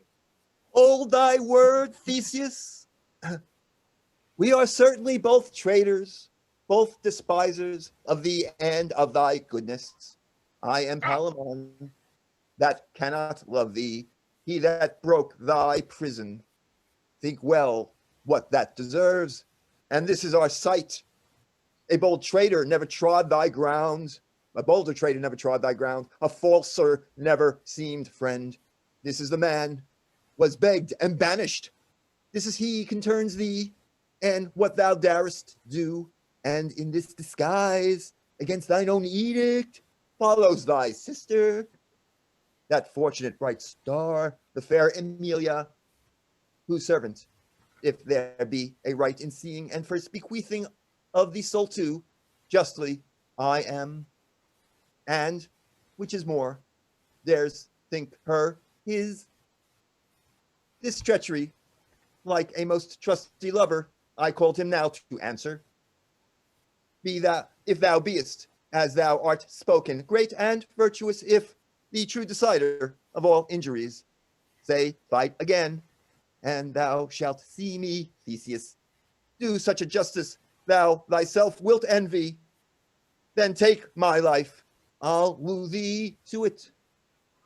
Oh, heaven, what more than man is this?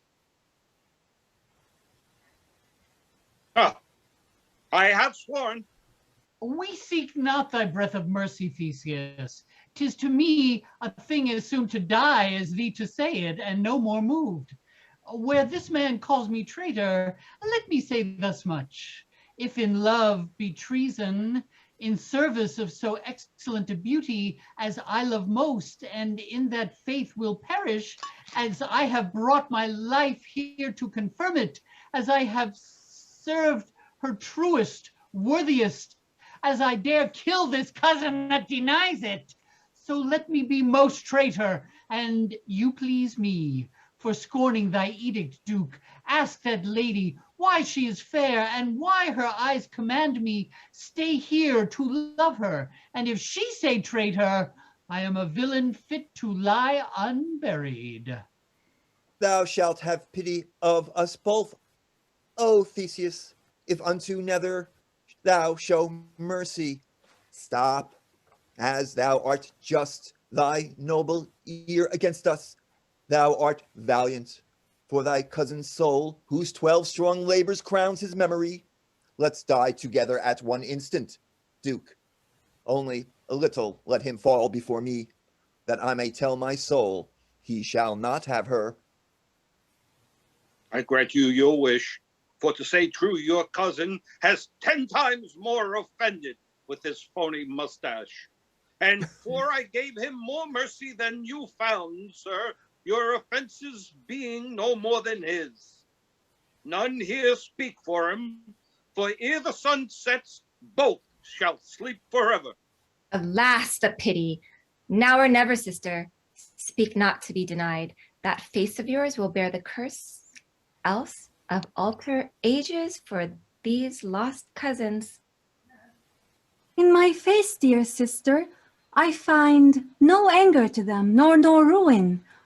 The misadventure of their own eyes kill 'em. Yet that I will be woman, and have pity. My knees shall grow to the ground, but I'll get mercy. She kneels. Help me, dear sister, in a deed so virtuous. The powers of all women will be with us. Hippolyta kneels. Most royal brother, Sir, by our tie of marriage, by your own spotless honor, by that faith, that fair hand, and that honest heart you gave me, by that you would have pity in another, by your own virtues infinite, by valor, by all the chaste knights I ever pleased you. These are strange conjurings. Hey, then I'll in too. He kneels. By all our friendships, sir, by all our dangers, by all you love most, wars and this sweet lady. by that you would have trembled to deny a blushing maid, by your own eyes, by strength, in which you swore I went beyond all women, almost all men, and yet I yielded. Theseus. To crown all this, by your most noble soul, which cannot want due mercy, I beg first. Next, hear my prayers. last, let me entreat, sir. For mercy? Mercy. Mercy on these princes. You make my faith real. Say I felt compassion to them both. How would you place it? They rise from their knees. Upon their lives, but with their banishments. You are a right woman, sister. You have pity, but want the understanding where to use it. If you desire their lives, invent a way safer than banishment. Can these two live and have the agony of love about them and not kill one another? Every day they'd fight about you, hourly bring your honor into public question with their swords. Be wise then, and here, forget him. It concerns your credit and my oath equally. I have said they die. Better they fall by the law than one another. Foul not my honor. Oh, my noble brother, that oath was rashly made, and in your anger, your reason will not hold it. If such vows stand for express will, all the world must perish. Besides, I have another oath against yours, of more authority, I'm sure more love, not made in passion neither, but good heed. What is it, sister? Urge it home, brave lady. That you would never deny me anything fit for my modest suit and your free granting. I tie you to your word now. If you fail in it, think how you maim your honor. For now, I am set a begging, sir. I am deaf to all but your compassion. How their lives might breed the ruin of my name. Opinion! Shall anything that loves me perish from me? That were a cruel wisdom. Oh, Duke Theseus, the goodly mothers that have grown for these, and all the longings maids that ever loved, if your vows stand, shall curse me and my beauty, and in their funeral songs for these two cousins despise my cruelty, and cry, woe worth me, till I'm nothing but the scorn of women. For heaven's sake, save their lives and banish them. On what conditions? Swear I'm never more to make me their contention, or to know me, to tread upon thy dukedom, and to be, wherever they shall travel, ever strangers to one another. I'll be cut to pieces before I take this oath. Forget I love her? Oh, all you gods, despise me then. Thy banishment I not mislike, so we may fairly carry our swords and cause along. Else never trifle, but take our lives, Duke. I must love and will, and for that love must and dare kill this cousin on any peace the earth has. Nor me. No, no, never, Duke. 'Tis worse to me than begging to take my life so basely. Though I think I shall never enjoy her, yet I'll preserve the honor of affection and die for her. Make death a devil. Now, what may be done? Let it not fall again, sir. Say, Emilia, if one of them were dead, as one must, are you content to take the other to your husband? They cannot both enjoy you. They are princes as goodly as your own eyes, and as noble as ever fame yet spoke of. Look upon them, and if you can love, and this difference I give consent. Are you content to, princes? With With all our souls. Ah, he that she refuses must die then. If I fall from that mouth, I fall with favor, and lovers yet unborn shall bless my ashes. If she refuse me, yet my grave will wed me, and soldiers sing my epitaph. Emilia, make choice then. I cannot, sir. They are both too excellent. For me, a hair shall never fall of these men. Thus I ordain it. You shall both to your country, and each within this month, accompanied with 3 fair knights, appear again in this place, in which I'll plant a pyramid. And whether before us that are here can force his cousin by fair and knightly strength to touch the pillar, he shall enjoy her. The other lose his head, and all his friends. Nor shall he grudge to fall, nor think he dies with interest in this lady. Will this content you? Yes, here, cousin, our sight. I am friends again till that hour. He offers his hand. I embrace you. They shake Are you hands. content, sister? Yes, I must, sir, else both miscarry. I'll give you now usage like to princes and to friends. When you return, who wins, I'll settle here. Who loses, yet I'll weep upon his bier. Exeunt. Act 4, Scene 1, Athens, a room in the prison. Enter jailer and his friend. Heard you of me? Was nothing said of me concerning the escape of Palamon? They are welcome. Oh. What? Be of good comfort, man. I bring you news, good news. They are welcome. Palamon has cleared you and got your pardon, and discovered how and by whose means he escaped, which was your daughter's, whose pardon is procured too. And the prisoner, not to be held ungrateful to her goodness, has given a sum of money to her marriage. A large one, I'll assure you. You are a good man, and ever bring good news.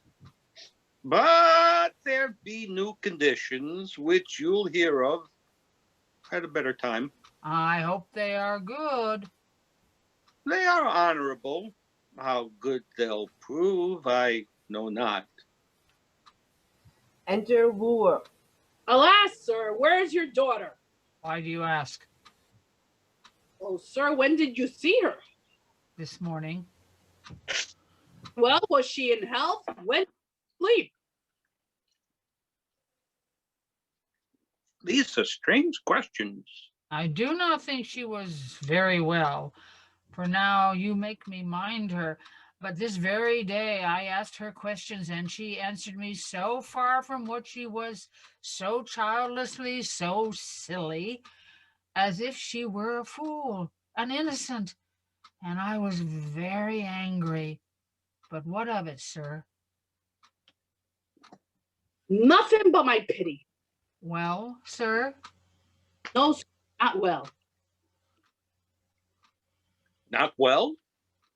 This too true. She is mad. Oh, it cannot be. Believe you'll find it so. The gods comfort her. Either this was her love to Palamon or fear of my miscarrying on his escape, or both. It's likely. As I late was angling in the great lake that lies behind the palace, from the far shore thick set with reeds and sedges, as patiently I was attending sport, I heard a voice, a shrill one, and attentive I gave my ear when I might well perceive 'twas one that sung, and by the smallness of it, a boy or a woman. So I laid me down and listened to the words she sung. For then, through a small glade cut by the fishermen, I saw it was your daughter. Pray go on, sir. She sung much, but no sense. Only I heard her repeat this often. Palamon is gone to the wood to gather mulberries. I'll find him out tomorrow. Pretty soul. His shackles will betray him. He'll be taken. And what shall I do then? I'll bring a bevy, 100 black-eyed maids that love as I do, with chaplets on their heads of daffodil, with cherry lips and cheeks of damask roses. And all will dance an antic for the Duke, and beg his pardon. Then she talked of you, sir, that you must lose your head tomorrow morning, and she must gather flowers to bury you, and see the house made handsome. Then she sung nothing but willow, willow, willow, and between ever was Palamon, Palamon. The place was knee-deep where she sat, her careless tresses, a wreath of bulrush rounded. About her stuck 1,000 freshwater flowers of several colors. The Met thought she appeared like the fair nymph that feeds the lake with waters, or as Iris, newly dropped down from heaven. Rings she made of rushes that grew by, and to him spoke the prettiest poesies. Thus our true love's tied. This you may lose, not me, and many a one. And then she wept, and sung again, and sighed, and with the same breath smiled and kissed her hand. Alas, what pity it is. I made into her. She saw me, and straight saw the flood.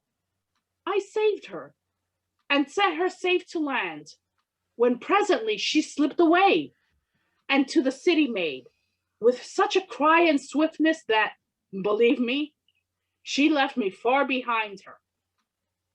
3 or 4 I saw from far off cross her.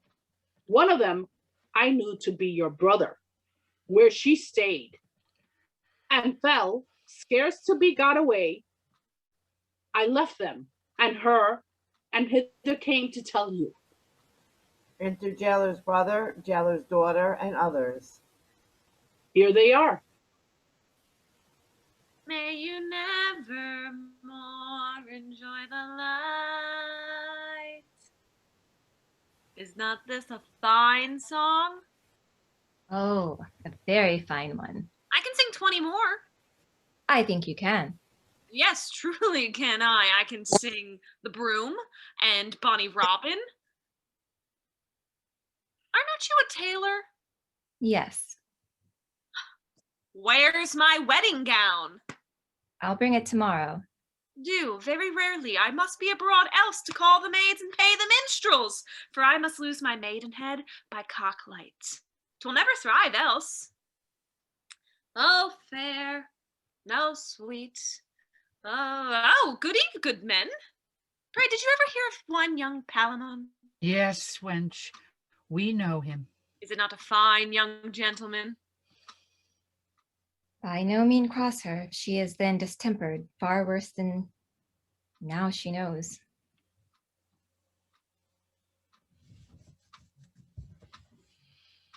Oh, yes, he's a fine man.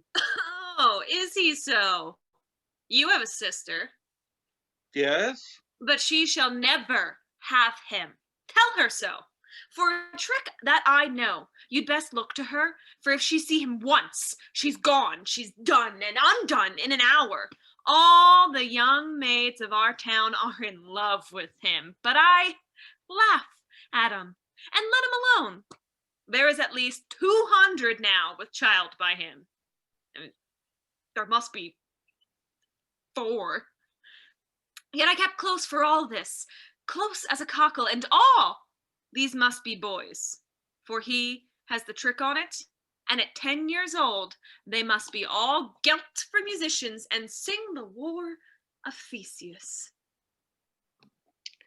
This is strange.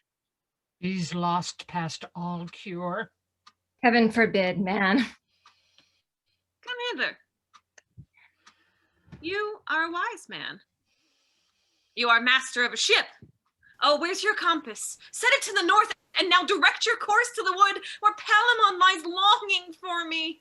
For the tackling, lend me alone. Come, weigh my hearts cheerly. Let's get her in.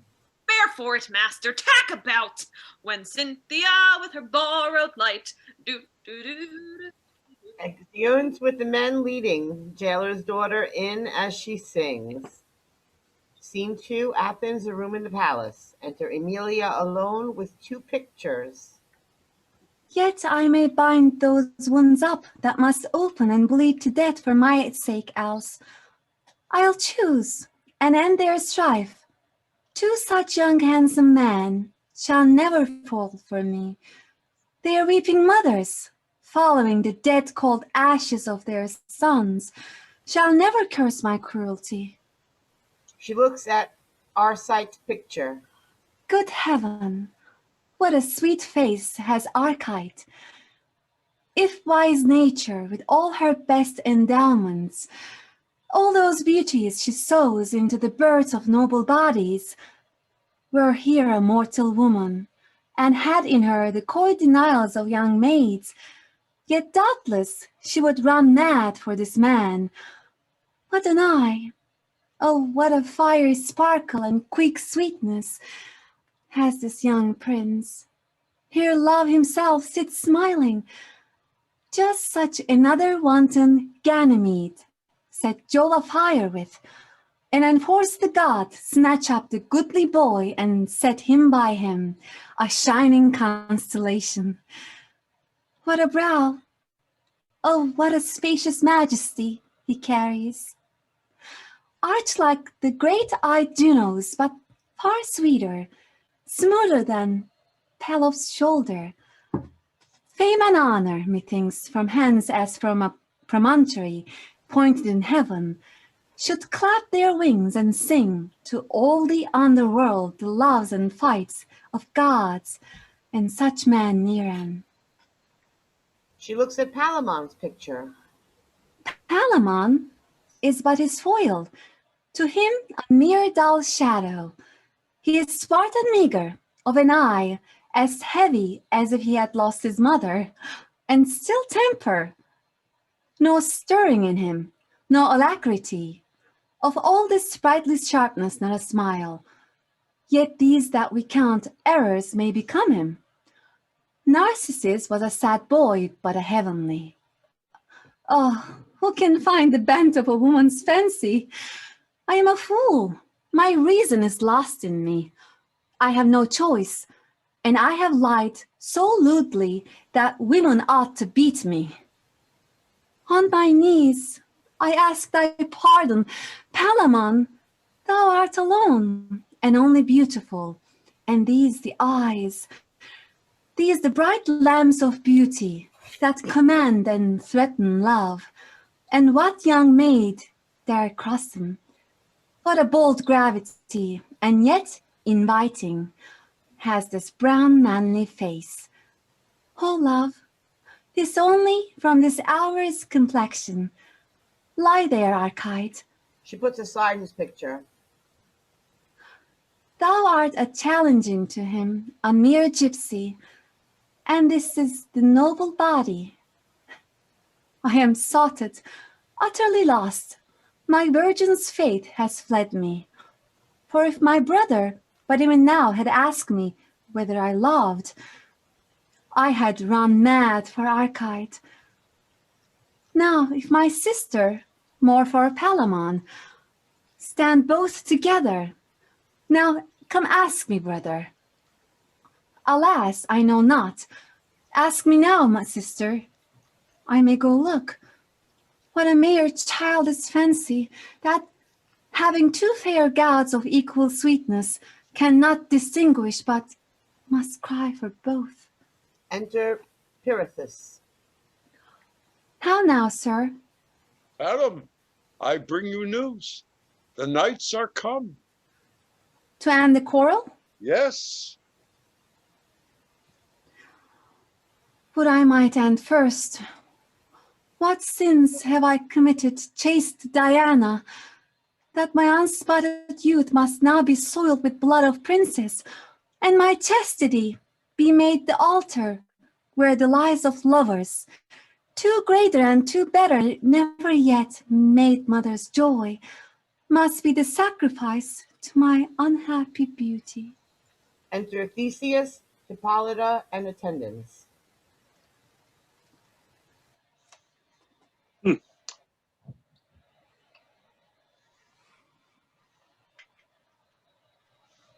Your two loves are returned. Now, my fair sister, you must love one of them. Oh, my soft-hearted sister, what think you? Weep not till they weep blood. Wrench it must be. You have steeled them with your beauty. Pirithous, honored friend, to you I give the field. Pray order it, fitting the persons that must use it. Yes, sir. Come, I'll go visit them. I cannot stay. Their fame has fired me so. Till they appear, good friend, be royal. There shall want no bravery. Exeunt all but Amelia. Poor wench, go weep. For whosoever wins loses a noble cousin for thy sins. Exit Amelia. Scene 3, a room in the prison. Enter jailer, wooer, and doctor. Her distraction is more at some time of the moon than at other some, is it not? He is continually in a harmless distemper, sleeps little, altogether without appetite, save often drinking, dreaming of another world, and a better, and what broken piece of matter soe'er she is about, the name Palamon lards it, that she farces every business withal, fits it to every question. Enter jailer's daughter. Look where she comes. You shall perceive her behavior. They stand aside. I forgot it quite. The burden on it was down, and penned by no worse man than Geraldo, Amelia's schoolmaster. He's as fantastical too as ever may go upon his legs, for in the next world will Dido see Palamon, and then will she be out of love with Aeneas. What stuff here? Poor soul. Even thus all day long. Now for this charm that I told you of, you must bring a piece of silver in the tip of your tongue, or no fairy. And if it be your chance to come where the blessed spirits are, there's a sight now. We maids that have our livers perished, cracked to pieces with love, we shall come there, and do nothing all day but pick flowers with Proserpine. Then will I make Palamon a nosegay, then let him mark me then. How prettily she's amiss. Note her a little further. Faith, I'll tell you. Sometime we go to barley break, we of the blessed. Alas, 'tis a sore life they have in the other place. Burning, frying, boiling, hissing, howling, chattering, cursing. Oh, they have shrewd measures, take heed. If one be mad, or hang, or drown themselves, thither they go. Jupiter bless us, and there shall we be put in a cauldron of lead, and usurers grease amongst a whole million of cut purses, and there boil like a gammon of bacon that will never be enough. How her brains coins. Lords and courtiers that have got maids with child, they are in this place. They shall stand in fire up to the navel, and in ice up to the heart, and there the offending part burns, and the deceiving part freezes. In troth, a very grievous punishment, as one would think, for such a trifle. Believe me, one would marry a leprous witch to be rid on it, I'll assure you. How she continues this fancy, 'tis not an engraft madness, but a most thick and profound melancholy. To hear there a proud lady and a proud city wife howl together, I were a beast and I'd call it a good sport. One cries, oh, the smoke, the other, this fire. One cries, oh, that ever I did it behind the arras, and then howls. The other curses a suing fellow and a garden house. I will be true, my stars, my fates. Exit daughter. What think you of her, sir? I think she has a perturbed mind, which I cannot minister to. Alas, what then? Understand you, she ever affected any man ere she beheld Palamon? I was once, sir, in great hope she had fixed her liking on a gentleman, my friend. I did think so too. And she and I, at this present, stood unfeignedly on the same terms. That inept rate, surfeit of her eye, hath distempered the other senses. They may return and settle again to execute their preordained faculties, but they are now in a most extravagant vagary. This you must do. Confine her to a place where the light may rather seem to steal in than be permitted. Take upon you, young sir, her friend, the name of Palamon. Say you come to eat with her and to commune of love. This will catch her attention, for this her mind beats upon. Sing to her such green songs of love as such as says Palamon hath sung in prison. Come to her in as sweet flowers as the season is mistress of, and thereto make an addition of some other compounded odors which are grateful to the sense. All this shall become Palamon, for Palamon can sing, and Palamon is sweet and every good thing. Desire to eat with her, carve her, drink to her, and still among intermingle your petition of grace and acceptance into her favor. It is a falsehood she is in, which is with falsehoods to be combated. This may bring her to eat, to sleep, and reduce what's now out of square in her into their former law and regiment. I have seen it approved. How many times I know not, but to make the number more, I have great hope in this. Let us put it in execution and hasten the success, which doubt not will bring forth comfort. Exeunt. Act 5, Scene 1. Before the temples of Mars, Venus, and Diana. Flourish. Enter Theseus and his train. 3 altars set up on stage. Now let them enter, and before the gods tender their holy prayers. Let the temples burn bright with sacred fires, and the altars in hallowed clouds commend their swelling incense to those above us. Let no dew be wanting. They have a noble work in hand, will honor the very powers that love them. Flourish of cornets. Enter Palamon and Arcite and their knights. You valiant and strong-hearted enemies, you royal German foes, that this day come to blow you, that nearness out that flames between you. Lay by your anger for an hour, and, dove-like, before the holy altars of your helpers, the all-feared gods bow down your stubborn bodies. Your ire is more than mortal, so help you be. And as the gods regard you, fight with justice. I'll leave you to your prayers, and betwixt you I part my wishes. Honor crown the worthiest. Exit Theseus and his train.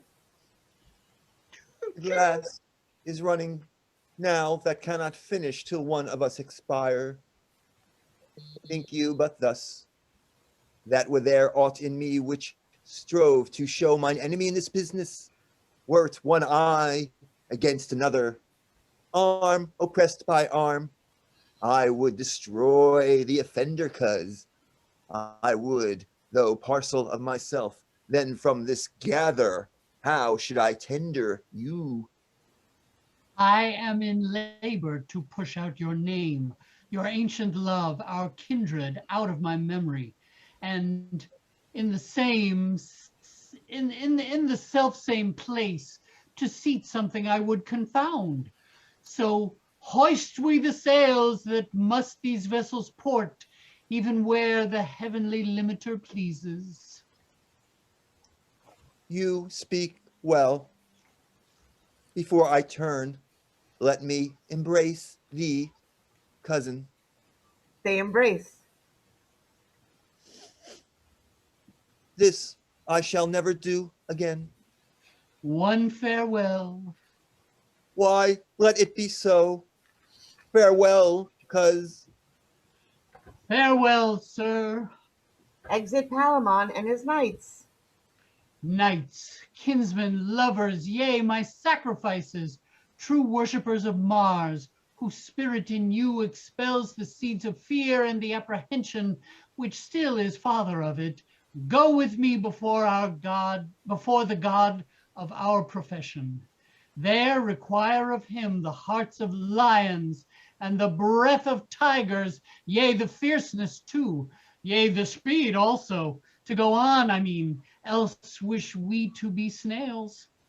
You know my prize must be dragged out of blood. Our intercession then must be to him that makes the camp a cistern brimmed with the blood of men.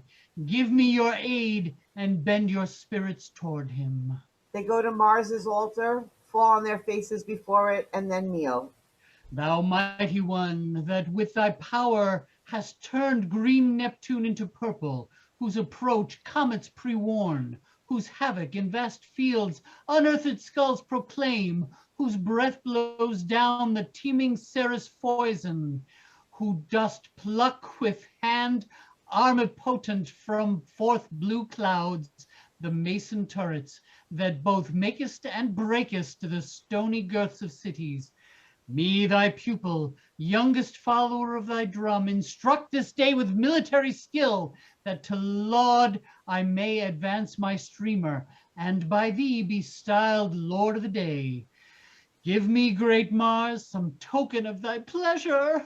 Here they fall on their faces as formerly, and there is heard clanging of armor, with a short thunder, as the burst of a battle, whereupon they all rise and bow to the altar.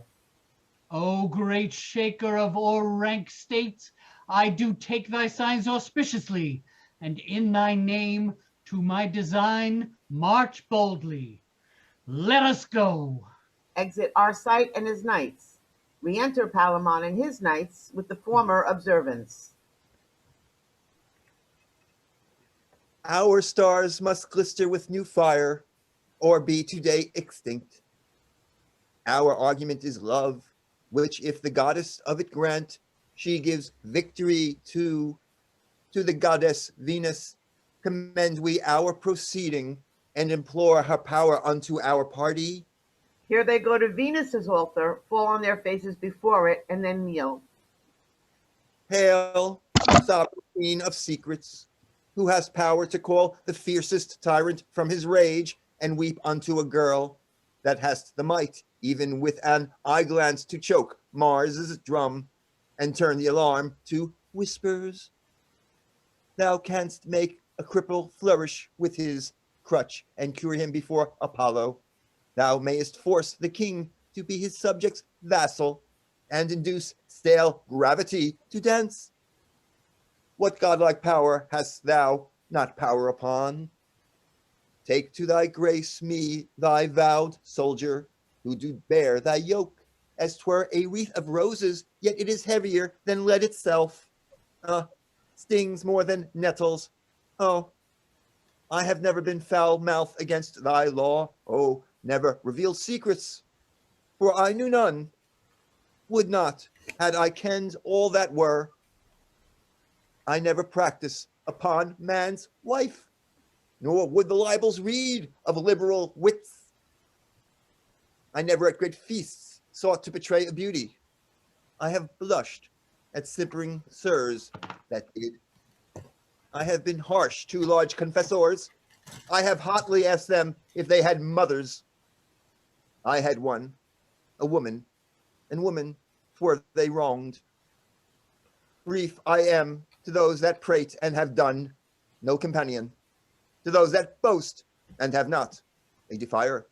To those that would and cannot, a rejoicer. Yea, him I do not love that tells these close offices the foulest way, nor names concealments in the boldest language.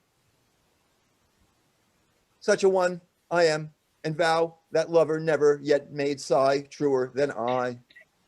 O then, most soft, sweet goddess, give me the victory of this question, which is true love's merit, and bless me with a sign of thy great pleasure. Here music is heard. Doves are seen to flutter. They fall again upon their faces, then on their knees. O thou that chase is this world, and we in herds thy game, I give thee thanks for this fair token, which being laid unto mine innocent true heart, arms in assurance my body to this business. Let us rise and bow before thee, goddess. They rise and bow. Time comes on. Exit Palamon and his knights. Still music of recorders. Enter Emilia in white, her hair about her shoulders, wearing a wheaten wreath, one in white holding up her train, her hair stuck with flowers. One before her carrying a silver hind in which is conveyed incense and sweet odors, which being set upon the altar of Diana, her maids standing aloof, she sets fire to it. Then they curtsy and kneel. O sacred, shadowy, cold, and constant queen, abandoner of revels, mute contemplative, sweet solitary, white as chase, and pure as wind-fanned snow, who to thy female knights allowest no more blood than will make a blush, which is their order's robe. I here, thy priest, am humbled for thine altar. O vouchsafe with that thy rare green eye, which never yet beheld thing immaculate, look on thy virgin, and, sacred silver mistress, lend thine ear, which never heard squirrel term, into whose port never entered wanton sound, to my petition seasoned with holy fear. This is my last of vestal office. I am bright-habited, but maiden-hearted. A husband I have pointed, but do not know him. out of two I should choose one, and pray for its success. But I am guiltless of election. All mine eyes, were I to lose one, they are equal precious. I could doom neither. That which perished should go to it unsentenced. Therefore, most modest queen, he of the two pretenders that best loves me, and has the truest title in it, let him take off my wheaten garland, or else grant the file and quality I hold, I may continue in thy band. Here the hind vanishes under the altar, and in the place ascends a rose tree, having one rose upon it. See what our general of ebbs and flows, out from the bowels of her holy altar, with sacred act advances. But one rose. If well inspired, this battle shall confound both these brave knights, and I, a virgin flower, must grow alone, unplucked. Here is heard a sudden twang of instruments, and the rose falls from the tree. The flower is fallen, the tree descends. O mistress, thou here dischargest me. I shall be gathered. I think so, but I know not thine own will. Unclasp thy mystery. I hope she is pleased. Her signs were gracious. They curtsy and exeunt. Scene 2, a darkened room in the prison. Enter doctor, jailer, and wooer in the habit of Palamon. Has this advice I told you done any good upon her? Oh, very much. The maids that kept her company have half persuaded her that I am Palamon. Within this half hour, she came smiling to me and asked me what I would eat and when I would kiss her. I told her presently and kissed her twice. 'Twas well done. 20 times had been far better, for there the cure lies mainly. Then she told me she would watch with me tonight, for well she knew what hour my fit would take me. Let her do so. And when your fit comes, fit her home, and presently. She would have me sing. You did so? Oh. 'Twas very ill done, then. You should observe her every way. Alas, I have no voice, sir, to confirm her that way. That's all one. If you make a noise, if she entreat again, do anything. Lie with her if she ask you. Oh, there, doctor. Yes, in the way of cure. But first, by your leave, in the way of honesty. That's but a nicerness. Ne'er cast your child away for honesty. Cure her first this way, then if she will be honest, she has the path before her. Pray bring her in, and let's see how she is. I will, and tell her how Palamon stays for her. Exit jailer. Go, go. You fathers are fine fools. Her honesty, and we should give her psychic till we Physic. find that. Physic till we find that. Thank you. Why do you think she is not honest, sir? How old is she? She's 18. She may be, but that's all one. 'Tis nothing to our purpose. Whate'er her father says, if you perceive her mood inclining that way that I spoke of, vitalicet the wave of flesh. You have me? Yes, very well, sir. Please her appetite, and do it home. It cures her. Ipsco facto, the melancholy humor that infects her. Re-enter jailer with his daughter. She comes. Pray humor her. Wooer and doctor stand aside. Come, your love Palamon stays for you, child. and has done this long hour to visit you. I thank him for his gentle patience.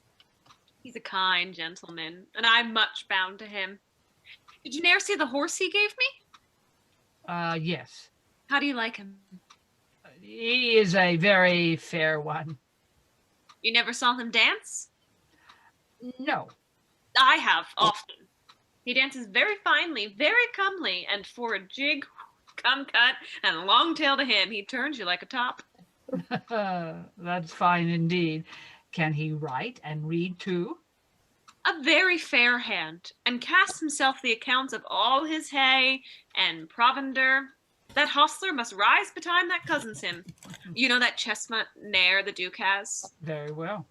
He's horribly in love with him, poor beast. But he is like his master, coy and scornful. What stuff she utters. Wooer and Make doctor her- come forward. Make curtsy. Here your love comes. Pretty soul, how do you do? Daughter curtsies. That's a fine maid. There's a curtsy. Yours to command in the way of honesty. How far is it now to the end of the world, my masters? Why, a day's journey, wench. Will you go with me? What shall we do there, wench?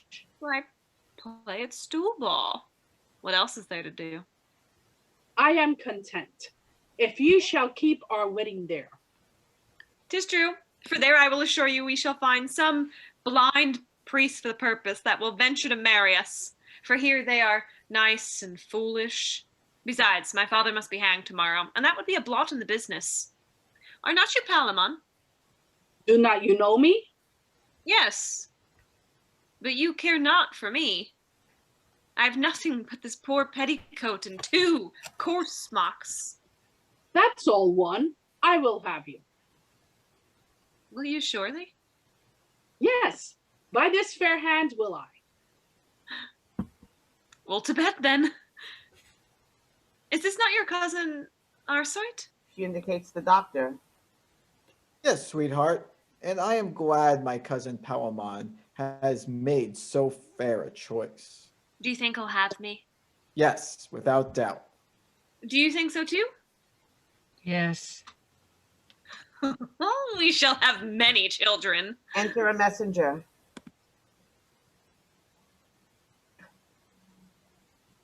What do you have here? Are they in the field? They are. You bear a charge there too. I'll away straight. I must even leave you here. Nay, we'll go with you. I will not lose the sight. I'll make her right again. I'll warrant you. Exit jailer and messenger. You must not from her, but still preserve her in this way. I will. Let's get her in. Come, sweet. We'll go to dinner, and then we'll play at cards. And shall we kiss too? 100 times. And 20. Ah, and 20. And then we'll sleep together. Take her off her. Yes, Mary, we will. But you shall not hurt me. I will not, sweet. If you do love, I'll cry. Exeunt. Scene 3. A place near the lists. Flourish. Enter Theseus, Hippolyta, Emilia, Perithous, and some attendants.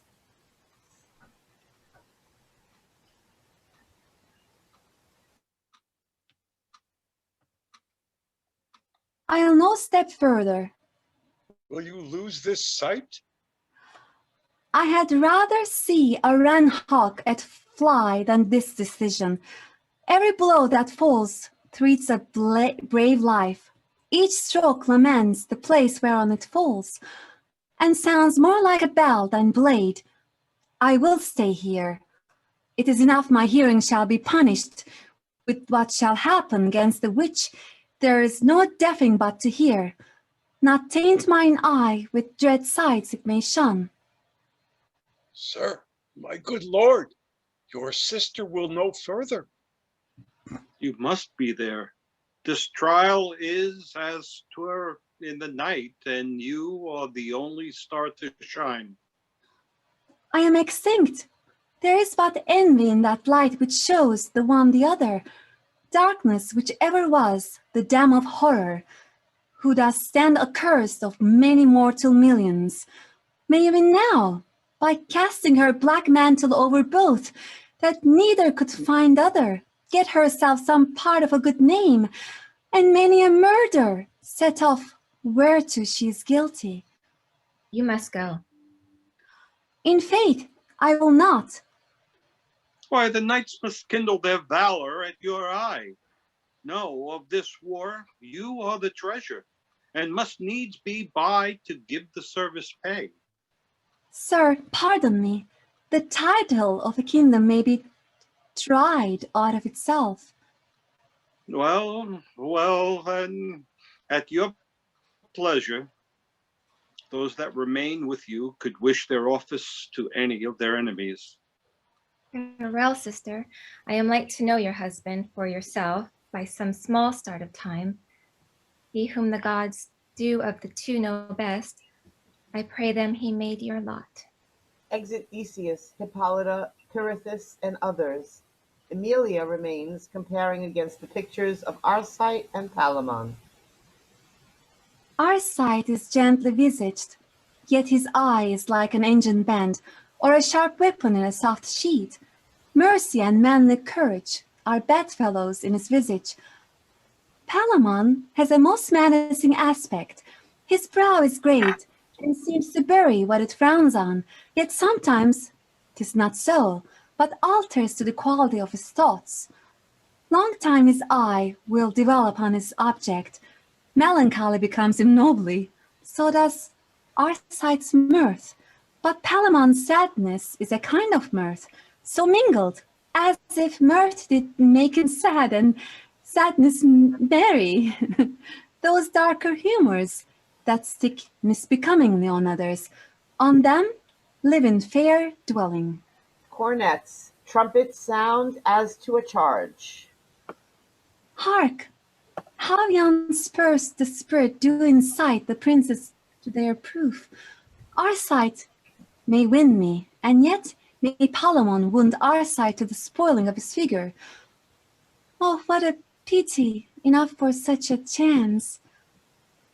If I were by, I might do hurt, for they would glance their eyes towards my seat, and in that motion might omit a word, or forfeit an offense which craved that very time. Cornets, a great cry and noise within, crying, Ah, Palamon! It is much better I'm not there. Oh, better never born than minister to such harm. Re-enter Pirithous. What is the chance? The cries of Palamon. Then he has won. 'Twas ever likely. He looked all grace and success, and he is doubtless the primus of man. I prithee, run and tell me how it goes. Shout and cornets, crying, Ah, Palamon! Still Palamon. Run and inquire. Exit Pirithous. Emilia addresses Arcite's pitcher. Poor servant, thou hast lost. I had no end in this else. Chance would have it so. Another cry and shout within, and cornets. This burst of clamor is sure the end of a combat. Re-enter Pirithous. They say that Palamon had Arcite's body within an inch of the pyramid, that the cry was General of Palamon. But anon, the assistants made a brave redemption, and the two bold titlers at this instant are hand to hand at it. Were they metamorphosed both into one? Oh, why? There were no woman worth so composed of a man. Their single share, their nobleness, peculiar to them, gives the prejudice of disparity, values shortness to any lady breathing. Cornets, cry within, Arcite, Arcite! More exalting? Palamon still? Nay, now the sound is our sight. I prithee, lay attention to the cry. Set both thine ears to the business. Cornets, a great shout and cry. Arcite, victory! The cry is our sight and victory. Hark! Our sight, victory! The combat's consumption is proclaimed by the wind instruments. How sight so that our sight was no babe?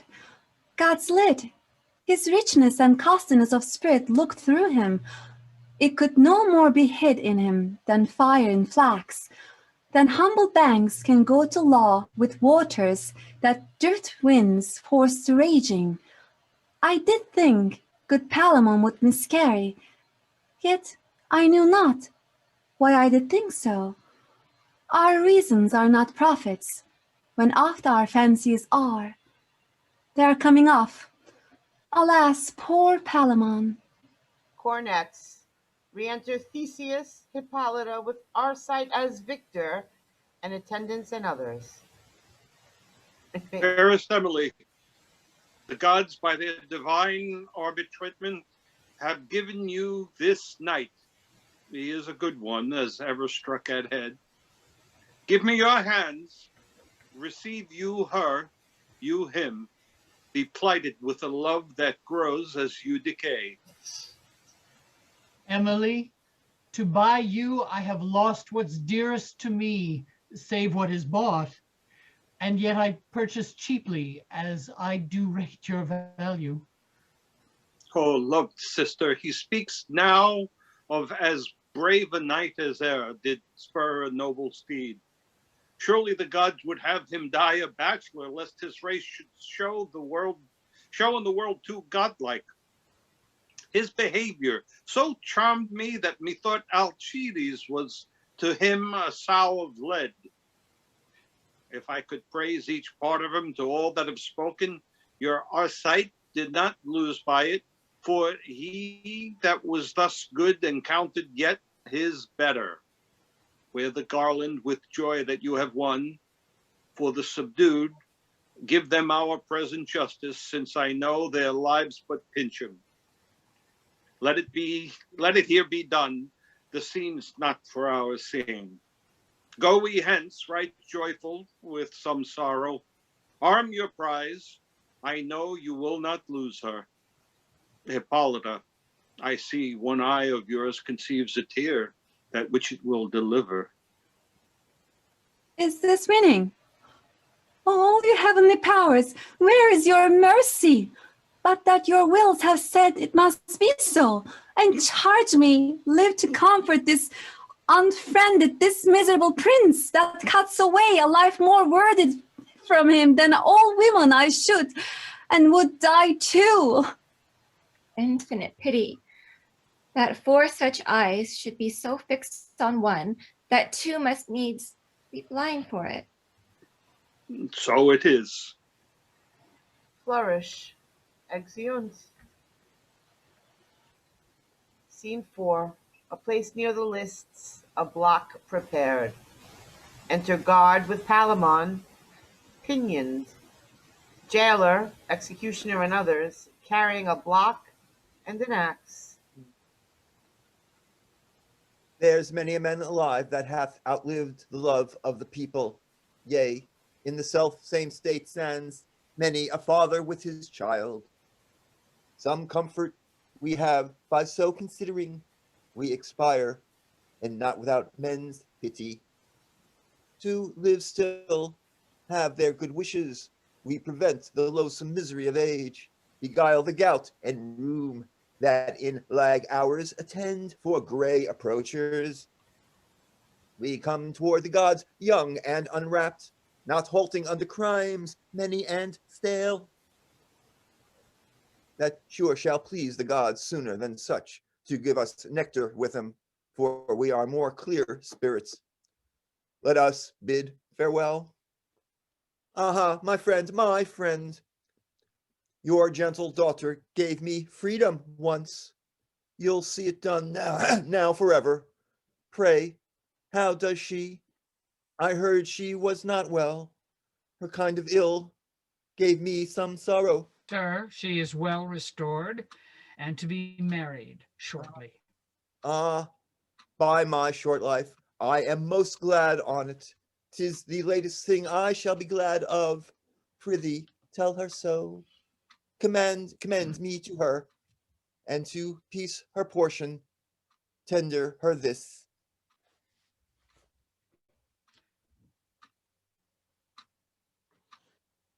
The gods requite you, sir, and make her thankful. Adieu, and let my life be now as short as my leave taking. Palamon lays his head on the block. A great noise within, crying, "Run! Save! Hold!" Enter Pirithous Hold, in haste. hold, hold, hold, hold, hold. Oh, it is a cursed haste you made, if you have done so quickly. Oh, noble Palamon, the gods will show their glory in a life that thou art yet to lead. Can that be? With Venus, I have said, is false? How do things fare? Arise, great sir, and give the tidings ear that are most dearly sweet and bitter. What hath waked us from our dream? This, then, your cousin mounted upon a steed that Emily did bestow on him. On this is Arcite trotting the stones of Athens, thus went counting the flinty pavement, dancing as 'twere to music. His hoofs, own hooves, made what envious flint with fire maleficent,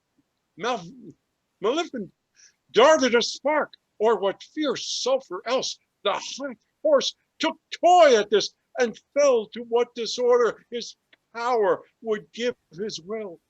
Bounds come on end, forgets school doing, being therein trained, and of kind managed. Pig-like he whines at the sharp rowel, which he frets at rather than any joy obeys, seeks all foul means of boisterous and rough jadery to deceit his lord that kept it gravely.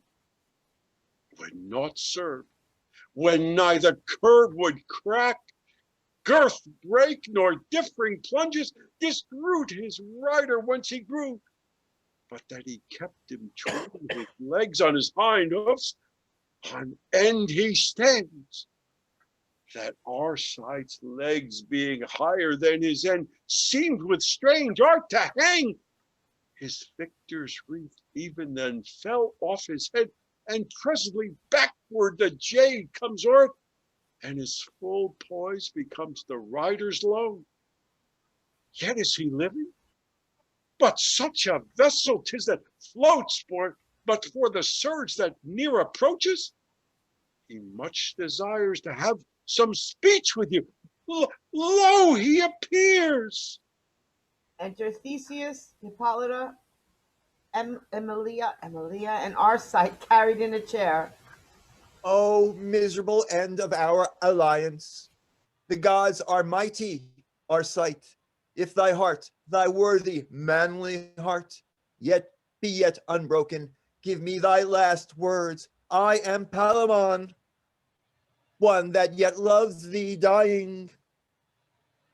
Take Emilia, and with her all the world's joy.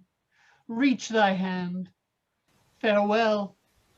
I have told my last hour. I was false, yet never treacherous. Forgive me, cousin. One kiss from fair Emilia. She 'Tis kisses him. done. 'Tis done. Take her. I die. He dies. Thy brave soul seek Elysium. I'll close thine eyes, Prince. Blessed souls be with thee. Thou art a right good man, and while I live, this day I give to tears. And I to honor.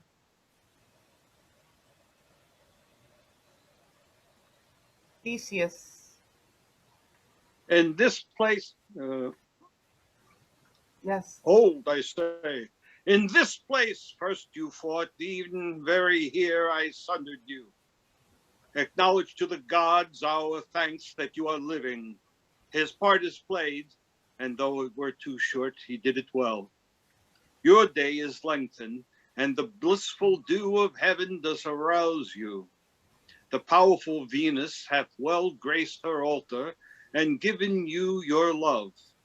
Our master, Mars, hath vouched his oracle, and to Arcite gave the grace of the contention. So the deities have showed due justice.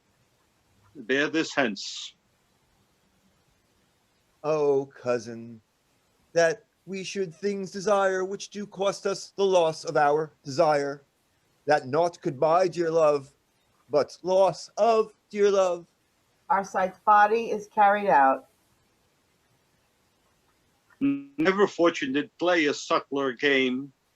The conquered triumphs, the victor has the loss.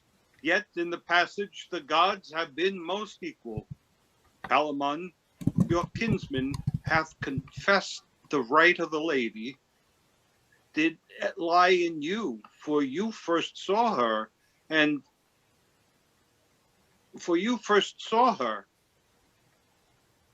and even then proclaimed your fancy. He restored her as your stolen jewel, and desired your spirit to send him hence forgiven. The gods by justice take from my hand, and they themselves become the executioners. Lead your lady off, and call your lovers from that stage of death, whom I adopt my friends. A day or two let us look sadly, and give grace unto the funeral of our sight, in whose end the visages of bridegrooms will put on and smile with Palamon, for whom an hour, but 1 hour since, I was as dearly sorry as glad of our sight, and am now as glad and as for him sorry. Oh, you heavenly charmers, what things you make of us! For what we lack, we laugh, for what we have are sorry, still are children in some kind. Let us be thankful for that which is, and with you leave dispute that are above our question. Let's go off and bear us like the time. Flourish. Exeunt. Epilogue.